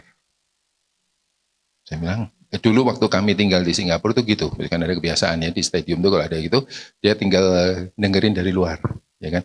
Dan ternyata ya memang ada gitu, saya juga bingung tuh, ada orang-orang ya, yang entah dia nggak kebagian tiket atau apa, nunggu di luar, ya kan, mencoba mendengarkan ini lagu apa, ya kan sayup-sayup tuh, ya kan. Terus mereka nyanyi dan mereka dance sendiri, gitu kan. Itu fenomena yang menarik. Terus kan, saya juga belajar gitu, ada juga ya yang begini. Nah ini waktu di Indonesia, kan dia tarik gitu. Jadi saya ngantri tuh malam-malam, kan di situ gitu ya. Sambil saya tuh menikmati pemandangan ya. Aneh juga ya orang ini ya. Gitu. Saya tidak bisa memahami loh ya. Dengerin konser dari luar, terus joget-joget di situ tuh kenapa ya gitu ya. Jadi saya duduk di situ sambil mencoba memahami ya apa yang ada di otak mereka gitu. Ini karena generasi tua ya. Ya dari. Tapi saya coba nih, kalau sudah senang K-pop terus gimana? Ya kan? Saya bilang gini, K-pop itu luas. Betul kan ya? Ya di situ. Coba deh lihat dulu K-pop. Kenapa kok mereka bisa terkenal? Oh nyanyinya bagus dan segala macam. Ya. Tapi itu ada orang lain yang mengorbitkan mereka kan. Manajemen artisnya kan. Ya. Coba nih lihat gitu. Nah dia browsing tuh agensi gitu ya. Jadi hari ini dia bilang tuh, oh agensi itu begini, memperlakukan artisnya begitu dan sebagainya gitu kan ya. Saya nggak tahu apakah nanti dia akan tertarik ke sisi manajemennya atau tidak ya, enggak gitu. Tapi itu cara saya untuk membuat mereka ini K-pop nih, ya kan. Kalau saya bilang, udah jangan K-pop aja, tapi yang lain, ya kan, nggak bisa juga karena dia sudah ada di situ. Ya udah kita pakai itu sebagai kendaraan untuk melihat. Gitu ya. Nah kemarin tuh katanya ada kasus apa tuh semalam tuh cerita tuh kasus apa ya gitu, pokoknya kasus heboh lah. yang melibatkan artis-artis K-pop itu untuk saya mungkin terlibat drugs, terlibat apa begitu ya yang ada di situ. Nah, kesempatan ngomongin apa? Nah, ngomongin ya yang ada di situ ya kan. Dan itu loh ya kan, artis itu kehidupan artisnya itu penuh tekanan begini. Gimana coping dengan ini di situ. Nah, bentuk-bentuk begitu tuh yang terjadi. Ya. Ini hanya sekedar contoh ya Bu ya. Jadi bukan resep, tapi mungkin itu menjadi salah satu pilihan yang bisa dilakukan. Jadi orang tua harus kreatif juga ya Pak ya. Mulai dari yang anak suka. Nah kita masuk ke dalam banyak warna-warna pengetahuan yang harus dia dapati. Masih ada ya Pak? Kayak silakan Bu. Nanti benar-benar gak bisa tidur. Maaf ya teman-teman. Silakan Ibu. Saya Shirley, punya anak 2. Anak pertama kelas 3 SD pria. Laki-laki. Yang kedua baru kelas K1. Nah, itu perempuan. Nah, pertanyaan saya, anak saya yang kedua itu terlihat dari umur 3 sudah terlihat dominan. Leadershipnya kelihatan sih sebenarnya. Tapi karena dianya terlalu ngotot, jadi seringnya terlihat sama kita tuh orang tuanya tricky gitu. Dan itu jadi konflik di keluarga antara Koko dan adiknya, karena Kokonya harus mengalah terus gitu. Yang saya tanyakan adalah bagaimana cara saya sebagai orang tua menyeimbangkan treatment saya ke anak yang pertama dan yang kedua. Karena di sini tujuannya sama-sama untuk mempersiapkan anak-anak ini jadi pemimpin. Ya. Terima kasih. Oke, nah ini memang dia sangat mungkin dominan ya, yang ada di situ. Begitu dominan, kayaknya yang istilahnya harus banyak ngalah yang lebih besar ya dalam hal ini. Nah, memang untuk menyeimbangkan ini memang ada banyak sisi ya, di situ. Tapi benar Bu, yang Ibu tadi sampaikan, menurut saya sudah benar, menyeimbangkan, ya kan. Jadi jangan yang satu ngalah terus, yang satu menang terus ya dalam posisi seperti itu. Saya nggak tahu Bu, karena itu bisa saja beragam ya, gitu ya. Tapi kadang-kadang memang, nah ini fungsi dari tadi saya katakan parenting itu kadang-kadang kita punya otoritas ya. Kita sebagai teman iya, tapi kita tetap ada otoritas ya. Pada batas-batas tertentu, saya berpendapat orang tua bisa mengatakan no, ini gitu kan ya. Terus kan dia ngomel pasti, ya kan, ya ada di situ. Ya ini hak prerogatif orang tua, gitu ya. Kadang-kadang mereka juga perlu tahu itu, gitu kan ya. Kenapa? Nah ini nyinggung sedikit ya. Bentuk-bentuk yang sangat horizontal, kan, ya kan, itu tidak menyiapkan mereka untuk siap dengan otoritas. Dunia ini kalau tidak ada otoritas, kan ya, kacau. Kan ya. Nah, jadi kan ini kadang-kadang jadi susah ya. Loh, kadang-kadang harus jadi teman, tapi kadang-kadang harus seperti ini gitu ya di situ. Buat saya Bapak sekalian tetap kita berusaha ya sebagai orang tua. Saya juga nggak selalu berhasil di situ. Kadang-kadang saya kebablasan jadi teman, kadang-kadang kebablasan dari sisi otoritas ya. Tapi paling tidak saya mencoba untuk menyeimbangkan di sisi itu. Jadi kadang-kadang memang ada otoritas orang tua untuk mengatakan ya, tidak, harus begini, ya kan di situ. Buat saya sebenarnya ini yang penting hari ini yang fair buat saya sebagai orang tua ya. Jadi kayak suatu yang mengambil keputusan ya untuk mereka. Pada batas-batas tertentu kalau Ibu merasa seperti itu, kalau saya ya pendapat saya, Ibu bisa exercise otoritas sebagai parent. Misalkan untuk melindungi yang lebih besar kan. Waduh ini posisinya kalah terus nih, ya kan? Dikalahin terus gitu. Kalau terus kita ngomong, itu nasibnya jadi anak pertama, ya. Memang harus ngalah. Itu kan zaman dulu kan gitu ya, gitu kan? Anak pertama tuh harus ngalah, gitu kan ya. Nah saya nggak tahu, mungkin ahli-ahli psikologi juga sudah meneliti ya dampak dari ngalah terus itu kayak apa, gitu kan ya. Itu kan bisa jadi orang ngalah terus seumur hidup ya. Atau balas dendam setelah dewasa kan, masa gua kecil ngalah terus sekarang gua gede enggak, itu kan bisa jadi ya. Nah saya nggak tahu di situ, itu orang-orang dari teman-teman psikologi mestinya lebih tahu ya tentang hal itu. Tapi saya pikir berimbang mestinya sih lebih baik. Oke, saya pikir cukup ya. Waktu kita sudah habis, kita tepuk tangan bersama-sama. Terima kasih Pak Dedi. Sama-sama, terima kasih. Tuhan Yesus memberkati.